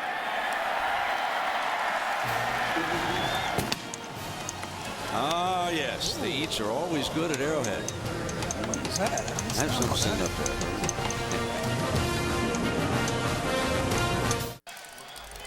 This ESPN telecast available in high definition on ABC HD. Oklahoma tacks on a field goal, and here in the second half they're opening up a big lead, and we welcome in the fine commissioner of the Big 12, Dan Beebe, who has joined Kirk and I up in the booth. He's going to talk a little football here with us. Dan, nice to have you at another Big 12 championship game. Well, this is our annual appointment. Come to our championship game, and I get to get up here with you guys. Sooners looking pretty good tonight, making a strong statement. Fielded here on the 14-yard line, and Macklin trying to shake free. And he is down at about the 26. And I guess, you know, Dan, the way things are going, the Sooners could wind up in Miami and be taking on Florida for the national championship. Well, I don't want to venture a guess with all the things that could happen at the last moment, because you've got a razor-thin edge between two of our top teams. We'll have to see how it plays out. You're pushing now for a Texas-Oklahoma match in Miami. We know who lost to the top-ranked teams. Gee, we're surprised by that, aren't we, Kirk? Yeah. The commissioner of the Big 12 would be, Yeah. Last I checked my paycheck, it said Big 12 on it. It has been a great year in your conference. I mean, I've got to say, not just Oklahoma and Texas Tech and all these. The game last week between Kansas and Missouri. Dan, you've got to be extremely pleased as Kaufman made that catch and moving toward the first down. You've got to be very pleased with the conference. It's been an outstanding year, and I can only take credit for 8 of the quarterbacks that I recruited to these schools. You know, we want them in the mold of Kirk Herbstreit when he played at Ohio State, so we found 8 of them, and they're doing all right. What's been the reception that you've received and the conference has received about the three-way tiebreaker? Will this be moving forward the same system, you think, after what happened this year? Well, you know, we in the ACC both have this tiebreaker system, and it's really designed to try to get the best chance to have a team play in your championship game that can play in the national championship game. We had the perfect storm this year. It's really difficult for a great Texas team, great coaches, and I think, you know, we're going to have to review it, put it on the plate, and see if we want to change it in some form or fashion. The other tiebreaker system isn't perfect either. You can construct scenarios where you might not get the highest ranked team in your championship game, and it's a tough deal. I really feel for the Texas players and Mac Brown. Third down coming up here, Commissioner, so stick with us now. We'll see what Chase Daniel able to come up with on 3rd and 3. Got Jared Perry for the first down, close to midfield, so a fine pass there. And of course, you know, we point out that Missouri qualified for this game, but in effect they tied Nebraska in the North. We don't want to get past the Cornhuskers improvement under Bo Pelini, and some of the things that are happening in the North Division, right? Yeah, I think you got to give a lot of credit to Nebraska. I think they're coming on. Bo Pelini is an outstanding coach, and it'll be a matter of time before they're back contending for this game. I want to ask you, as an analyst, do you think the Big 12 this year is great offenses and pretty good defenses, or do you think it's pretty good offenses and very poor defenses? Well, of course, I think it's great offenses and pretty good defenses. And, you know, look at the award categories. 3 quarterbacks finalists for Davey O'Brien Award, all Big 12. Three Fred Biletnikoff awardees, all Big 12. 3 finalists for John Mackey, all Big 12. There's got to be some great offenses. Yeah. And, you know, you don't know until you get in the bowl games if you're really that strong or not. Right. First down and 10 now for Chase Daniel as the Tigers will try to finish a drive. Here is Macklin, always dangerous, to the 38-yard line, and he's ruled down. The line judge all over that particular play. There's a fellow who happens to be President-elect Barack Obama, who says he doesn't care what system you use as long as you get to a playoff. I've heard that somewhere. Somebody's told me that. You know, I'm not a playoff guy. I worked as a commissioner of a playoff league for 14 years. You know, the kids don't seem to enjoy it near as much as the kids enjoy the bowl system, in my estimation. And, you know, one of the things that I've really talked about a lot since that has come out is whatever we do, we really have to look hard at what that would cause. I have a fear that we'd be 10 years into the road and said, what did we do to regular season? Why is all the interest gone and everything if we created playoffs? So we at least have to look at that very, very carefully. Dan, I want to thank you very much for dropping by. It's been a pleasure being in the conference. Good luck down the road, my friend. Your officials are doing a very good job tonight. Thank you very much. That's my team. The Dr. Pepper Big 12 Championship Game on ABC. Brought to you by Bud Light. The difference is drinkability.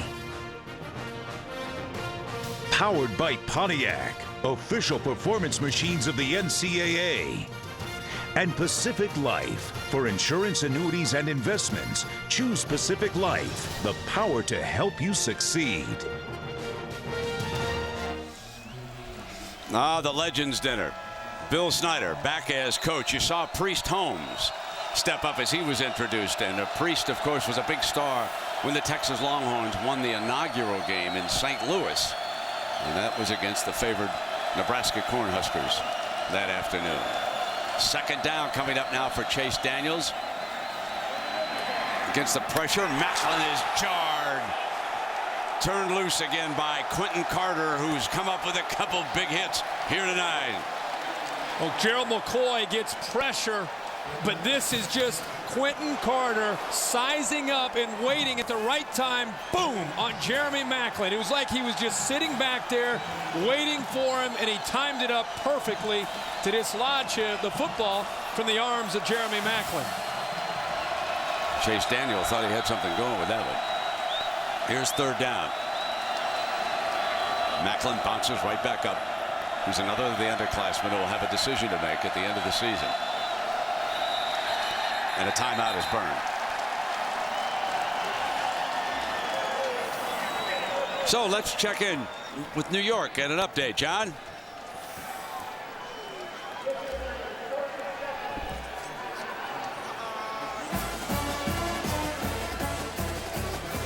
Another Stoops brother in action.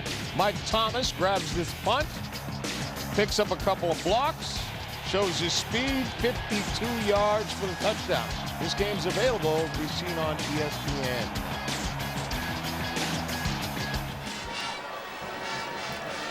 And here we are with the timeout having been called by Chase Daniel and the Tigers. You know, all the coaching changes. What do we have left? Auburn, Syracuse, Washington.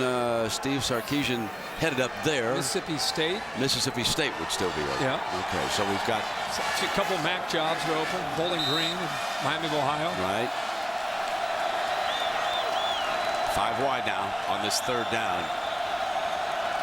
A different look by Venables.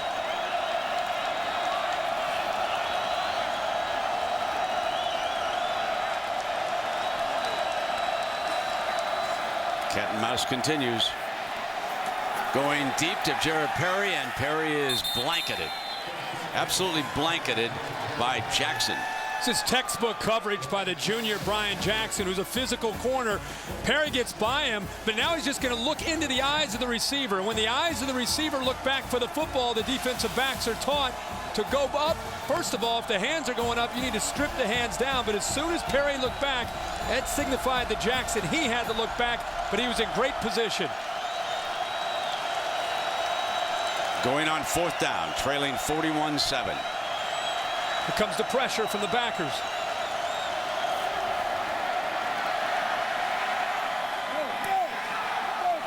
First down.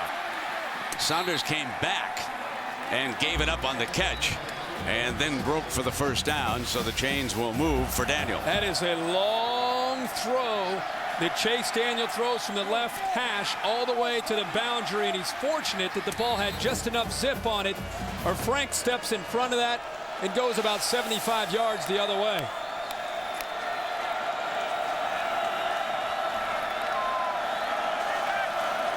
All the communication again by Chase Daniel, the offensive coach, is trying to get that right play called. Deflected. Penetration by English. On the field for the first time in several games, and he should be ready for the BCS game. So good to see him out there playing for this defense. We talked about the cat and mouse game with Brent Venables, the top right defensive coordinator. Chase Daniel, the quarterback. A lot of times he'll look over. Offensive skill looks over. They're trying to look at Brent Venables now. See, it's just constant. You're going to continue to move as a defense as the offensive coaches try to figure out what the call is. Here it comes on the inside. Got him on the slant. First and goal. Alexander breaking free. Brent Venables just doesn't, he coaches, he just doesn't stop. But give credit to Chase Daniel. He makes the adjustment with the offensive line, puts the ball right on the money to Alexander on the slant. That was a blitz and a good adjustment by the receiver. The first time the Missouri offense has been inside the red zone tonight. 5:13 to go. Trailing 41-7. Remember, Macklin took the long pass into the end zone for their lone touchdown. Here's Jackson picking his way. And there is English, number 33, in on another tackle with Beal, helping bring him down.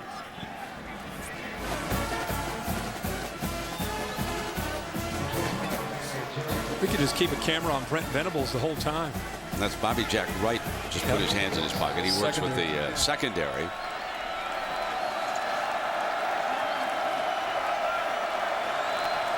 So he's trying to get him to move. Constant movement.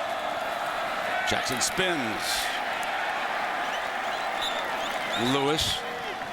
Lewis's numbers. 128 tackles, leads the team. He has 4 interceptions, 11 tackles for a loss. No wonder he's an all Big 12 linebacker. He's a redshirt freshman. He's out of San Antonio. And on the other side, Keenan Clayton is a ridiculous athlete. He once was a safety. They've got terrific speed. But right now, Missouri's got them back on their heels. End zone touchdown. And he went to Tommy Saunders. Oklahoma brought the blitz with Travis Lewis and Nick Harris. Offensive line gives Daniel the time, and he threw it right to the right where the linebackers are coming. Look at the hole in the void in the defense.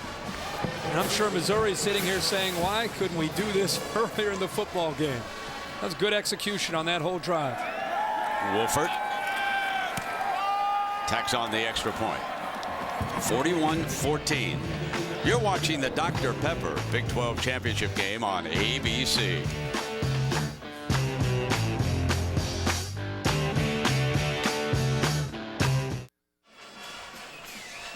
All bundled up here in the chill and cold. Thankfully, it's been dry. No rain or snow here tonight. Near the end of the game, we'll select a Chevrolet player of the game from each team. And Chevrolet will make a $1,000 contribution to each university's General Scholarship Fund. There's a fellow you recognize. The Oklahoma hat on, Toby Keith. Pretty good musician down there now. Big Sooner fan. He's got the camouflage on. Got that Sooner cap on. But we recognize you. So here we go. Let's see if Mizzou can come up with a stop here, Herbie.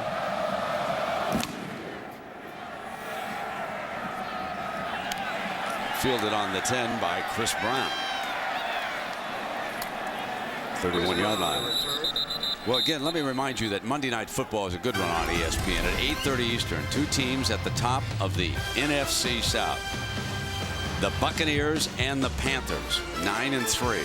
One team is going to leave with the division lead. The Panthers have won 8 of their last 11, but the Bucs beat them last time out and beat them pretty handily too, Herbie, 27-3. Buccaneers have to be one of the big surprises this year in the NFL. I didn't see them having this kind of year. They're off to a great start. John Gruden juggling quarterbacks, bringing in fresh talent, doing a good job. Key this time of year is stay healthy. Against Brown. So the point a minute Sooners.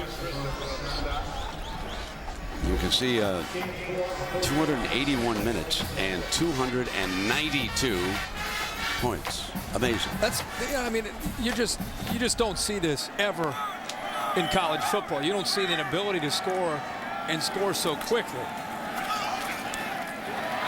Broyles dropped it. Started to turn upfield and let it get away from him. A lot of the reason that they've been able to have this success, we've talked on and on about the tempo and the way they get up to the line of scrimmage and put pressure on defenses, make defenses play on their heels. You have a quarterback that knows the offense so well, continues to attack, but also they don't make mistakes. I mean, you have 2 fumbles that they've lost on the entire year. Bradford's only thrown 6 interceptions. So to execute like this in a no-huddle offense, that's what makes it that much more impressive.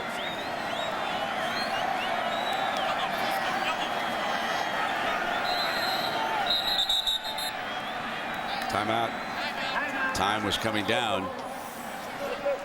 So the Sooners will burn one, and that allows us, what we have a moment, to turn our attention to the All-State standings review, the BCS standings. Now, of course, Alabama losing today, and Florida's going to pick up humongous computer points, and everybody expects them to jump up to 1 or 2, and if Oklahoma wins, they could nudge themselves up to 1 and Florida be 2. It really doesn't matter as they identify 1 and 2. And the big argument will be Texas, USC, Penn State. And let's not overlook an unbeaten Utah. I know they're not going to get there, but they certainly deserve a lot of credit. Herbie, your thoughts? Well, I think Oklahoma, once they win this football game, I think Oklahoma and Florida will play in the national championship down in Miami. And we could go through the list and think about some of these marquee matchups. I think Utah is probably going to go to the Sugar Bowl and play Alabama, which will be a great game. The Orange Bowl will be Virginia Tech and Cincinnati. The Fiesta Bowl looks like Ohio State and Texas. And the game that you and I are looking forward to watching from the booth, the Penn State Nittany Lions and the USC Trojans out in the Rose Bowl. And Joe Pa and the Nittany Lions go back to the Rose Bowl. First time since the mid-90s when they beat Oregon. Yeah. And Rich Brooks out there. And they will be an underdog, obviously, against USC. Basically sitting at home with that ferocious defense. And Iglesias, who scored 2 touchdowns, crosses the 40 for a first down. And Herbie, Little Bird told me out in the hallway at halftime that the Florida Gators would be favored against the Oklahoma Sooners. Yeah, if they play. For those that are interested in that, I thought that was interesting as that bird went by. Yeah, he just dropped us a little tidbit there, and we pass it along short at midfield, and that's number 84, and that is Cheney.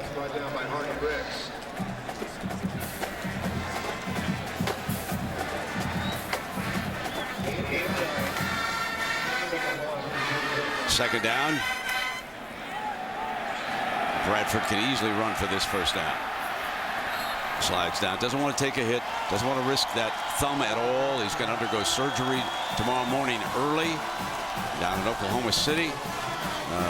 We have seen no indication that he's got any kind of injury. No. You know that? No. I think you were right. Yeah, they chill in the air like a little ice on the just kind of numbed it. And he's had no problem at all. I still think they're thinking about not only scoring, but just trying to, I think they're thinking about trying to get to 60. And I know they got to get a touchdown here. But I think they want to do something that we've never seen in this sport. Ledoux.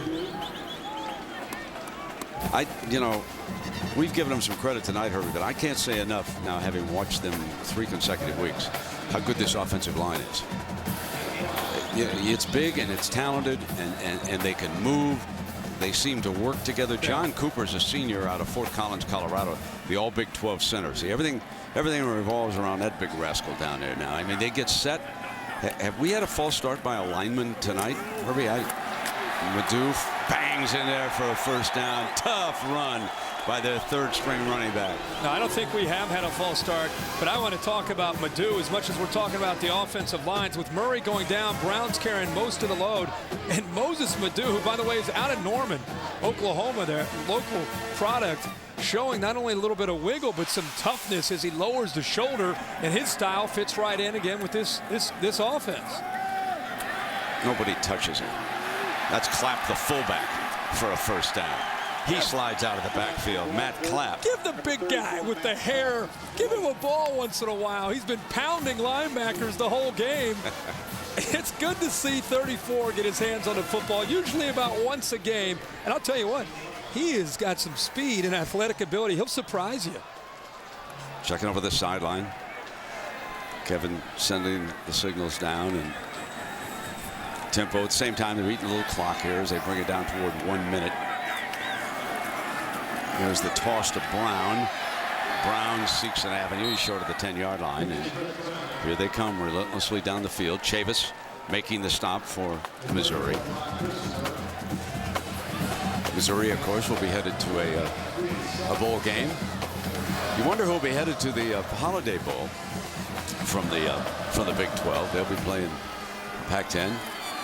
That's always a great bowl game. They've got some representatives here. Great game.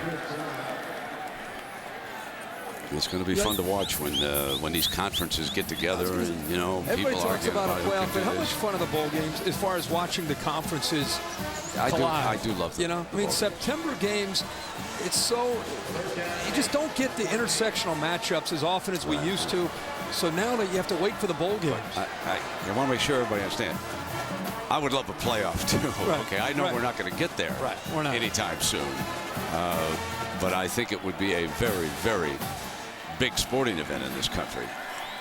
And it's 41-14. Oklahoma with the lead, and that's the end of the third quarter here.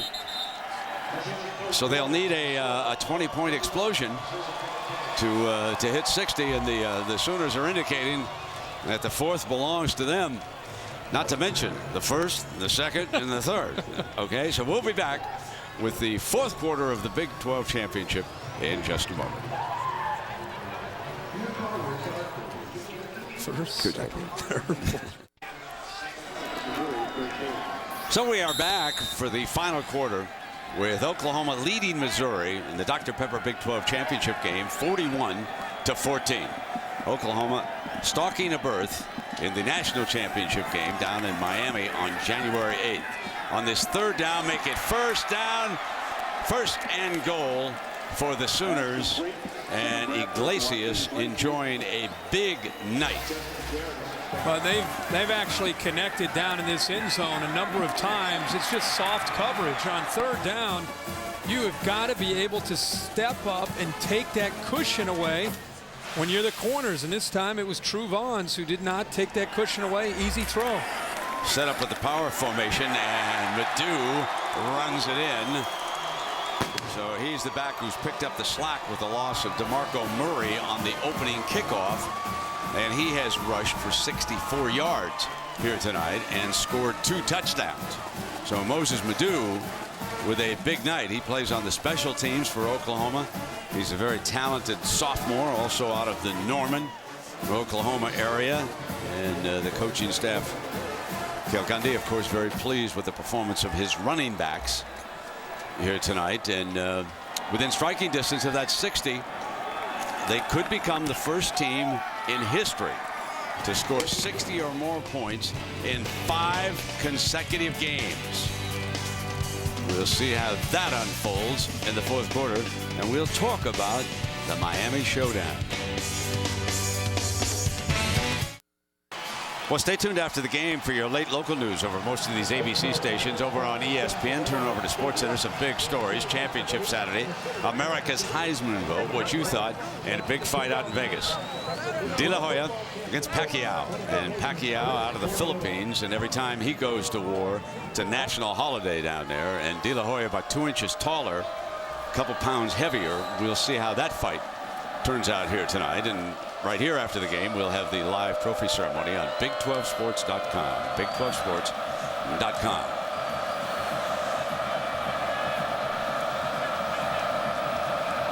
(48-14). 12 points shy of a first. And Macklin under the safety valve, and that's Moreland who kicked it off, who got him out of bounds. As we take a look at the Pacific Life game summary, let's take a look at these two quarterbacks. Here's what Tim Tebow did today against Alabama. Threw for 217 yards, 3 touchdowns, and he rushed for 52. That's important. He's a powerful, powerful runner. And there, Herbie, is what Bradford has done so far tonight. Has a big night throwing the football and just continues to be executing at a flawless effort. But Tim Tebow put his team on his back today. Faced a great challenge by Alabama. Didn't have Percy Harvin, and kind of willed his team to a victory today in Atlanta. Now, I will say one thing, having watched that game, Herbie, about Tebow, he didn't have flashy completion numbers and everything. As we take a look here, Herbie, at what Bradford has done. Yeah, he's got a few touchdowns tonight. The one he had to really improvise to make work, and he's hit Iglesias a couple times. That time it was just finding another soft spot in his zone for an easy throw for Bradford. And the point I was going to make about Tebow, when he had to, he threw some beautiful passes today in that game. And no one could catch him but the Gators. And it's just going to be outstanding with Jackson upon Macklin. Yeah, one of the things that hurts Tim Tebow as far as the perception is his style of play sometimes makes people appreciate more his toughness and his athletic ability, and they forget and undervalue his ability to throw an accurate ball. Because if he didn't run all the time and make so many plays and just threw the way he throws right now, I think people would say, what a great passer. But because he's an athlete and he runs people over, he gets more attention for that, and I think people downplay his ability to throw. Flair, and Washington moves for a first down. And of course, next week, December 13th at 8 Eastern, will be the Heisman Trophy presentation presented by Nissan. Herbie, I know you'll be there with the gang on ESPN next Saturday. We'll all look forward to see who can Tebow win 2 in a row. What about Bradford? We talked about it. Colt McCoy down in Austin. There is no way we can eliminate Colt McCoy and Graham Harrell. They have just been outstanding. And here's a little bit of razzle dazzle. Lateral back to Washington for a first down at the 26-yard line. And so just like everybody else, I'm not sure how you I haven't really how you sort them out. I don't know what order I'm gonna break these guys down as far as my final 3, but I mean, what Colt McCoy did during that 4-game stretch really stands out. What Sam Bradford has done in the last 3 or 4 weeks really stands out. And of course, Tim Tebow has had a year that people said, well, last year he had all the numbers and broke the records. This year, he led a team to a national championship berth in an SEC title. Fumble by Daniel. Reaches down and recovers it. And of course, you can say that Graham Harrell is the reason why Texas is not here tonight. Yeah. You know, once the Longhorns give him that chance, when they fail to come up with the interception, he hits Crabtree for the winning touchdown in that dramatic victory down in Lubbock. And Harrell and the Red Raiders brought an awful lot of entertainment. Sure did. To the Big 12 this year. But when he went to Norman and lost by 40, it seems like he lost a lot of his momentum. That steam. But, you know, he broke 2 fingers, 9 places, and underwent surgery and came back to beat Baylor. That's pretty good. End zone. Macklin grabs it. What a beautiful grab by number 9. Back official coming in. It looks like he's going to wave it off. Wave it off. He said he didn't control it, right? As he came down. You have to have control as you come to the ground. It was a spectacular grab high up in the air. Gets away with a little push on Franks, pushes him right by, and then goes up. And then when he comes down, it's tough to see from that. Oh, this will be a great picture of it. Frank slipped.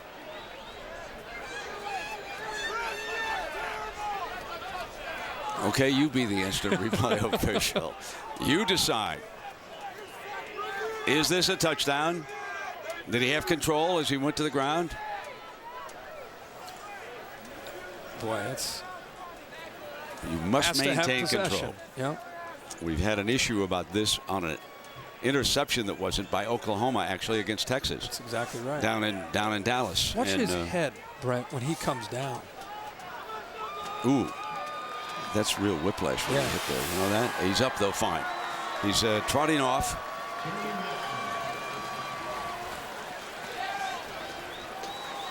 So, back judge coming back over and making the call on the play. And he made a great grab on it, though, didn't he, after Frank's at this point, there's no indication that, he sure did. No indication that they're going to review that, so it's an incompletion. Right. They saw all the looks that up in the replay booth, and they said didn't have control. Nope. They hit the ground. That's the rule. Have to be able to control the ball as you come down. And 3rd down and 10 now.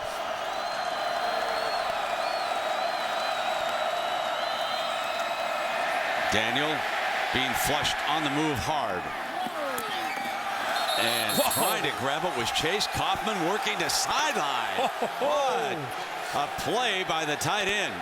The big fella with the turf toe hasn't been very active tonight, but watch this. He needed every bit of his frame. It's 6'6", and then he even goes up on his tippy toes. Look at him drag that toe, the right toe. Gosh. Just like Pops would have done in the National Football League. That was beautiful. 17 yards on 3rd and 10, and Washington leaning in. And this is, it's like he got him down. That was just a great effort. Give it to him for the effort alone. Absolutely, that was a great play by him. Catch. Got 2 fine tight ends here tonight. Gresham, of course, for the Sooners. You've enjoyed watching him the last few weeks.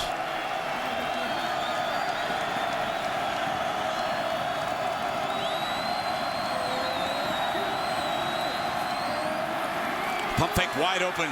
Kaufman again. They came right back to him, and Chase scores another touchdown.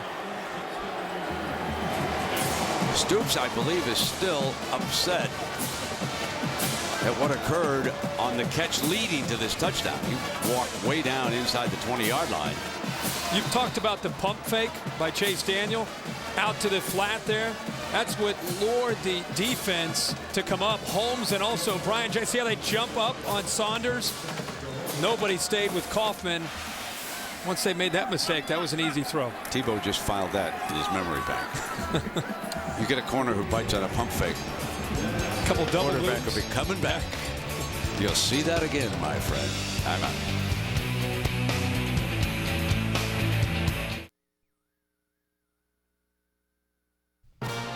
The Dr. Pepper Big 12 Championship game on ABC. Brought to you by Dr. Pepper. Drink it slow. Doctor's orders. College Game Day is built by the Home Depot. You can do it. We can help. And AT&T. Your world delivered. Back at Arrowhead, and there is a little slippage defensively with the Sooners here in the second half. Bob Stoops knows that when you're dealing with votes and computers, you better be a little careful. And he was livid with first the call, giving Kaufman a completion, and then with the performance of his corner. We're going to show you that, who took the wrong man onto the end zone. This will come out of the 20-yard line. Now let's go back, and Jackson bites up. He bites up on Saunders, leaving Kaufman all alone. We talked about that right before we went to break, but the story was when Jackson came off the field, Bob Stoops starts to talk to him, and watch what Brian Jackson's reaction is. He starts to give it back to coach, and that's the wrong coach to question. Don't ever do that, because Bob Stoops is eventually, look at him right there, he's going to have the last word. Just take your medicine and go to the bench and talk about it on Sunday in the film room. So now Bradford and the Sooners come out. The lead 48-21. The Sooners have been outscored by Missouri in the second half.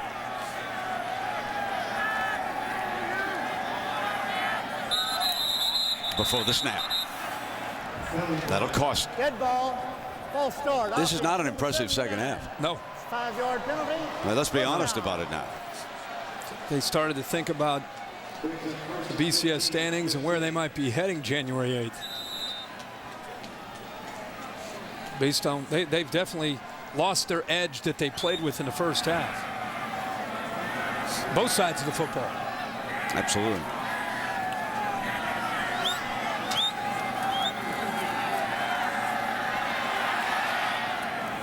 Incomplete. Good coverage by the Tigers that time. And it's going to be second down and 15 coming up for Bradford and the Sooners. 11 minutes. Lots of things at stake here in college football. Spot down in Miami in the BCS championship game. Heisman Trophy. Respect.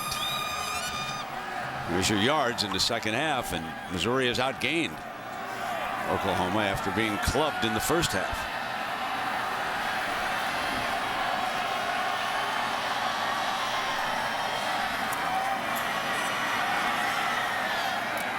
Complete. Iglesias, unstoppable tonight.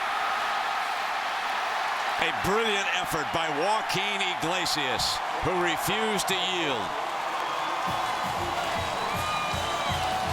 I wouldn't be surprised to see them go up-tempo here to kind of create some momentum. Iglesias has been having a field day, Brent. You said it. Just sits right there in the hole, and Bradford always seems to look up number 9 when he needs a big play. And Iglesias, the effort there and the strength is what I love to see from the wide receiver. And Herbie, he's had a 100-yard day here. 8 catches for 113 yards. Again. Now he's up over 120 yards. 9 catches on the night for the senior from Killeen, Texas. 6 feet, 205 pounds. Very, very strong, as you saw in the previous play, but also just great savvy as a receiver in this system.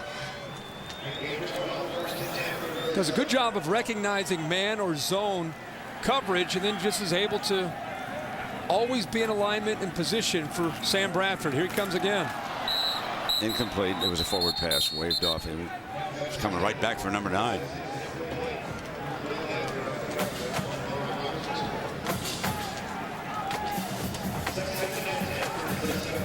Big thing I think Bob Stoops wants to see from his team is just continue to compete. I mean, that's the most important thing. Forget about the score. Just continue. That's what he prides himself on and his program on. Not just 60 points, 5 straight games. It's competing in every phase of the game for 60 minutes.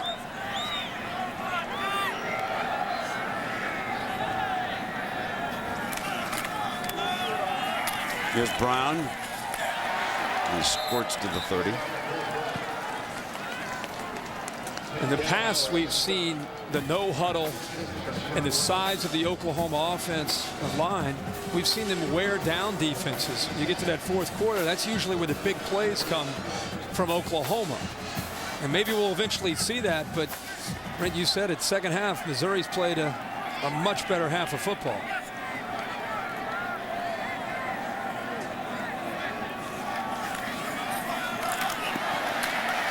Brown for the first down. 25-yard line. Witherspoon, Big 12 linebacker, making another stop. Witherspoon's a junior out of Jasper, Texas.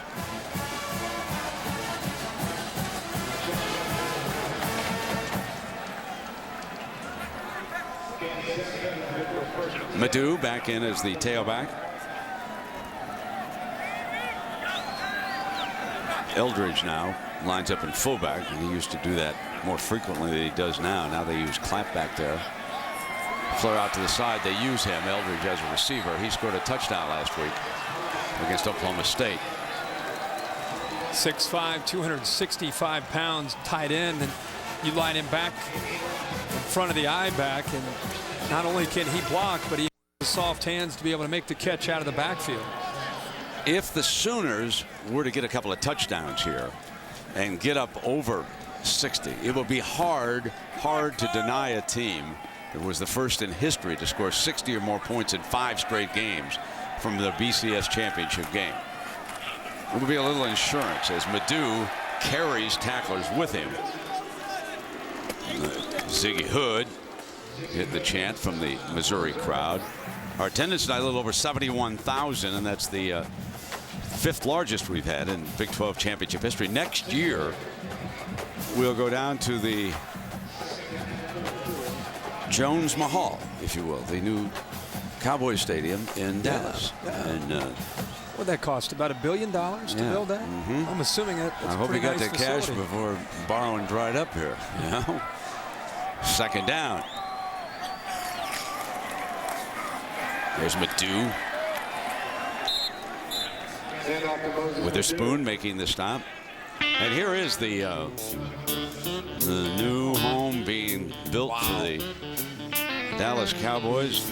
That's going to be something in the Big 12 championship game, and you're still going to have one of those roofs so God can look down on his favorite team, huh? Just like the good old days. That's right. Here's Brown. Touchdown. Moving ever so closer. Need one more possession to make this really interesting. DeMarco Murray goes down in the first play of this game. Chris Brown and Moses Madu step up for Bob Stoops. They're now over 200 yards rushing on the night as a tandem. And that's just, again, great blocking. Clapp comes back in. Chris Brown runs right through the safety there. So Brown, I believe, has 3 touchdowns tonight, and Madu has 2, and Iglesias has a couple. So that's your touchdown makers here tonight for the Sooners. And they continue driving down that highway to Miami.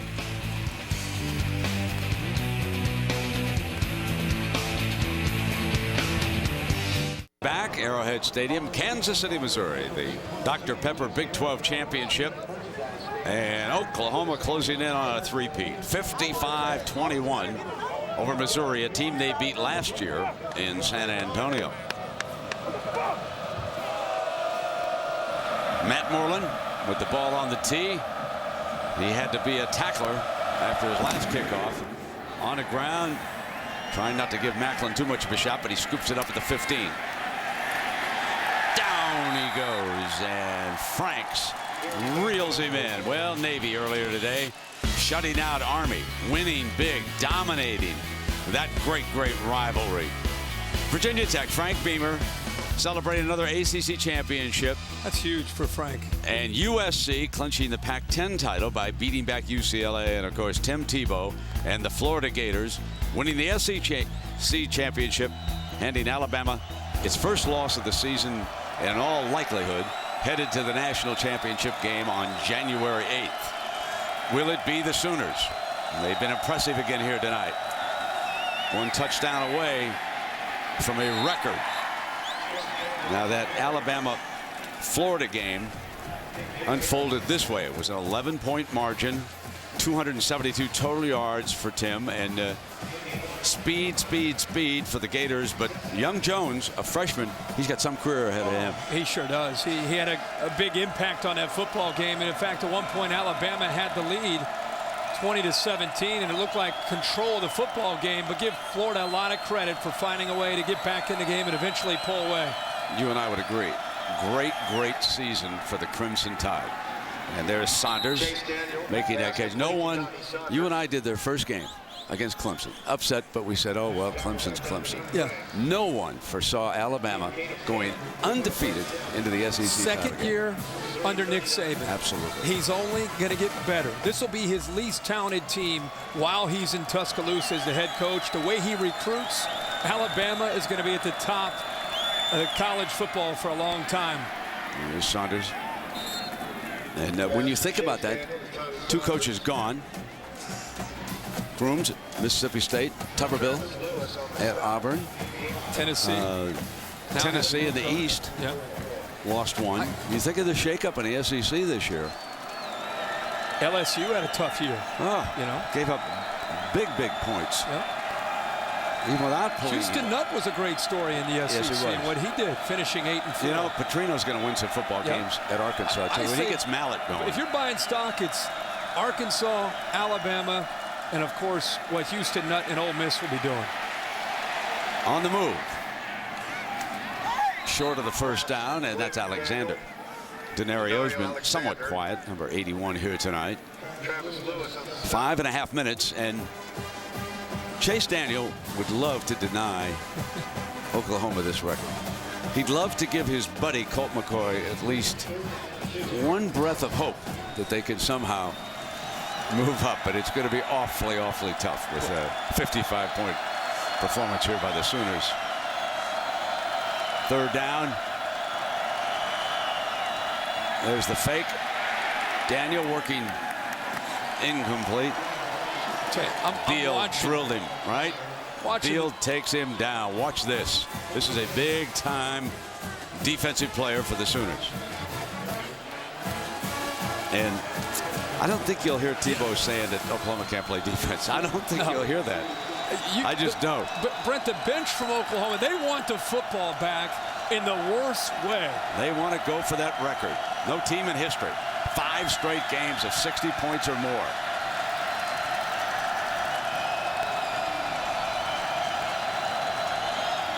The Oklahoma fans want the ball back. Deflected. Could be picked off. It is. Grabbed by Holmes. Holmes down the sideline. Here's their chance. Macklin knocks him out of bounds. And here they come.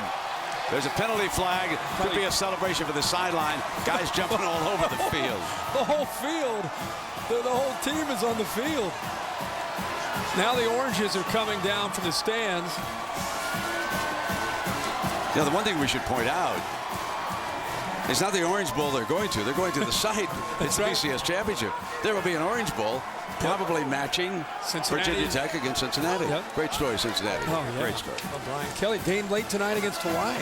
Dangerous game. Dangerous. Cincinnati. Especially if they went over there and enjoyed the beach. Little Waikiki Beach. You bet. Distractions.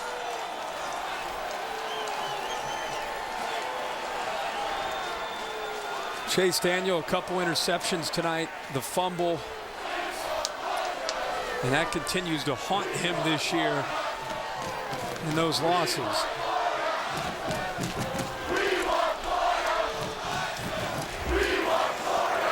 Now Now the fans are chanting. They want the Heisman. In play, both of them against Oklahoma. Sideline interference, which will be a 5-yard penalty. Dead ball, personal foul, number 33. Both penalties will be enforced. It'll be Oklahoma's ball, 1st and 10. Is he looking for 44? He's looking for somebody. Is he looking? Can he find him? You cost me a chance. Where are you? Where are you hiding? Oh, he's going to get him. He'll get you. Get out of my way.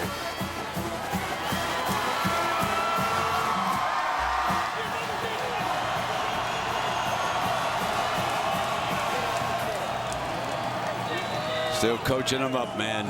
Tell him to get off the field. So here we come now. So instead of a shorter field, they'll have a half a field to work with. Inside of 5 minutes now. They've already set a Big 12 championship game record for total offense. Madu. Nifty fella. Gave up a couple and then battles a couple of Tigers. Let's go back to the pick. Yeah, it's good pressure up front. Big 4th down play, the deflection, and Lendy Holmes, who's been a playmaker for this defense all year. That's his 5th interception of the year. He has 3 fumble recoveries. He's always around the football. And as I said for Chase Daniel, his woes continue against this OU defense. He's now 0 for 4 against the Sooners. Over 580 yards of total offense. Championship game record and looking for more. Going deep. Iglesias is double covered and reaching up incomplete. Waved off. And the corner Vaughns was down there. He and Iglesias, and Garrett was also there. So double coverage, but he was going for the 60. He is. I'm telling you. I'm telling you right now, they're going for the record. No team in NCAA history has ever scored 60 or more points in 5 straight games. And boy, he almost picked it, didn't he? That was a great effort. Great effort by Vaughns. 3rd down and 5. Let's see if they come back and get the 1st down. They got plenty of time.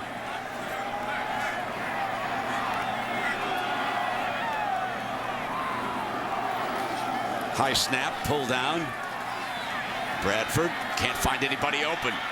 Got to dance away now. Gonna get hit. Madu picks up the 1st down. Moses Madu continues to work as the basic pattern breaks down, continues to come with the quarterback, Herbie. And here's Sam Bradford again, the athletic ability that we saw last week against Oklahoma State. There's nobody to throw the ball to. Instead of throwing it away, he wants 60 points too. He's fighting to keep the play alive. Madu is his dump off. He's able to get him the football, and they keep the drive alive, and they still have a chance here at 60. Bunch on the left side. Madu stays in the game. Here's the toss play. Alley explodes. End zone record breaker. First team in history. 5 straight games with 60 or more points. And now, how do you deny the Sooners an opportunity to play for a national championship? What a night for Moses Madu. Replacing the injured DeMarco Murray in the backfield rotation. And he goes 38 yards. 115 yards on the night. And as I said, when they lost Murray, Murray's a great back. But Madu and Brown are also still a great tandem. And how about the blocking to open up that hole? Get a kick-out block by the fullback. Lone Holt picks up a block, and there's a huge seam. And then it's all about Madu showing that speed. These blocks. Florida, Oklahoma. I'd buy a ticket to see that one.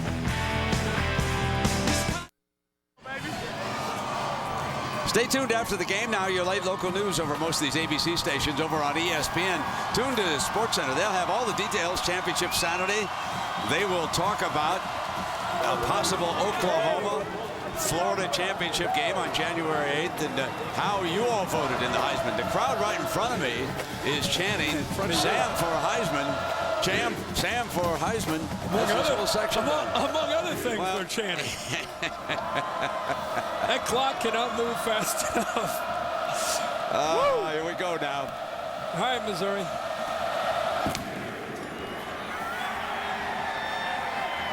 Oh, Patton bounces up and hits him.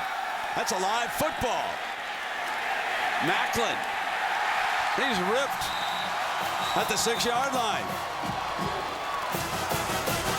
Well, let's go to the BCS bowl projections. Now, Brad Edwards has been following this, and Herbie, I know you certainly agree with all that. Florida and Oklahoma will be in the championship game. USC, Penn State in the Rose Bowl. Fiesta Bowl should be a great one with Texas and Ohio State. Alabama and Utah, that should be intriguing as well. Down in New Orleans at the Sugar Bowl. And in Cincinnati with Brian Kelly, who later tonight on ESPN play Hawaii against Virginia Tech. And a great story with Frank Beamer and the Hokies, and a team that didn't look like they were capable of winning a championship had a great run in the second half of the season. There's Washington picking his way. Now, we have been told that if it comes up Florida-Oklahoma, the Gators will be favored. But I want to talk about something involving Bob Stoops in the BCS games. Remember now, he beat Florida State on the same venue in Miami, won a national championship. But since then, lately, he has not done much in the BCS games. He has lost 4 in a row. Remember, USC jumped all over him the last time they went for a championship game. LSU, I should say. They beat them in New Orleans. And then it was the Boise State Miracle. And then it was West Virginia. Stoops has something to prove. He will drive this team. He will drive them hard. God. We saw him tonight. And he's heard a lot about that. Chase Patton steps in to finish this game off. And Moore is the running back. So Chase Patton, a senior quarterback who possesses a lot of talent. You know, when he first started in Oklahoma, because he was able to win a national championship in just his second year, and he won so many big games against Texas and in Big 12 championship games, everybody called him Big Game Bob. Then they lost to LSU in the Sugar Bowl in one of the BCS bowl games. The next year they got blown out by USC. And as you said, 4 straight BCS bowl games. Last 2 where they were heavily favored over Boise and West Virginia. You bet. You're right. He's going to be hearing a lot about that. You bet. As if he needs more incentive to get his team ready to face Tim Tebow. So here's Patton. He has a big arm. He cranks it. Little diving reception at midfield. And it is pulled in, showing you that arm. Alexander making the catch. Alexander had to come way back to the football. He fights off Ryan Jackson, who was in the doghouse earlier with Bob Stoops. He gets his arms under it, makes a big catch, but it was just a good adjustment by Denario Alexander. This was a very, very good night for the Stoops brothers. And I'll fill that. I want to see Patton hands this one off to Moore, the running back, and he stopped at the 45. But Arizona, coached by Bob's brother Mike, defeated Arizona State, and they will go to the Las Vegas Bowl. Good for him. So they'll be playing the Las Vegas Bowl. And Mike needed a win there. And Mike has a third brother, Mark, defensive coordinator. Yep. And some think that maybe with those MAC jobs open, he might move back. Families from Youngstown, you know. Yeah, he should. Might take him back down in there. He's reached that point in his career where he's probably ready to get that opportunity. There is a game. There is a game sir. that I want to be at next year. Okay. I want to be in Dallas when Texas plays Oklahoma. Oh, my God. To me, it has suddenly become the biggest rivalry in college football. It's going to be a tough. You think you can do me a favor? Can you talk Colt McCoy and Sam Bradford into both coming back? Both come back. They have it won't to be come as back much fun. You got to come back and play that game next year, huh? It was just an unbelievably fine season by the Longhorns, and they got tripped up by the rule. You know, they could just as easily have been here if the rule had been somewhat different. But for Stoops and Oklahoma, you must not take any credit away from them. They did what they had to do, and now they become the first team in history to score 60 or more points in 5 straight games. And folks, the game before that, they put 58 on the board. 55 at half. They just stopped. First down, Moore. Final seconds.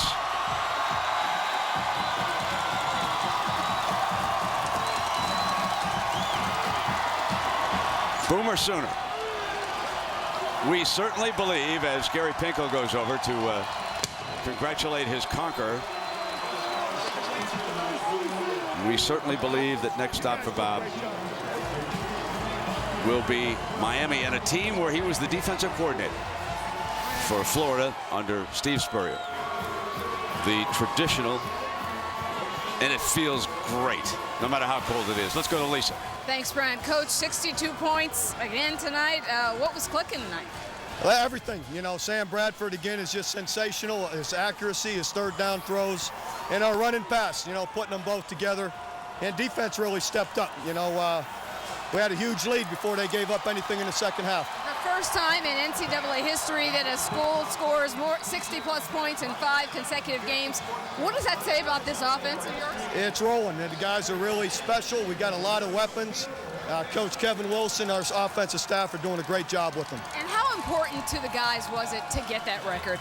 I'm sorry? How important to your team was it to get that record? I know it probably wasn't important to you, but for your players. I don't know that it was. I think it's more they just wanted to execute and finish the game and play hard to the end. All right, thanks a lot. Congratulations. Sam. Thank you. Sam, Brent. Sam, for the first time in NCAA history, a school has scored 60-plus points in 5 consecutive games. How important is that to you guys?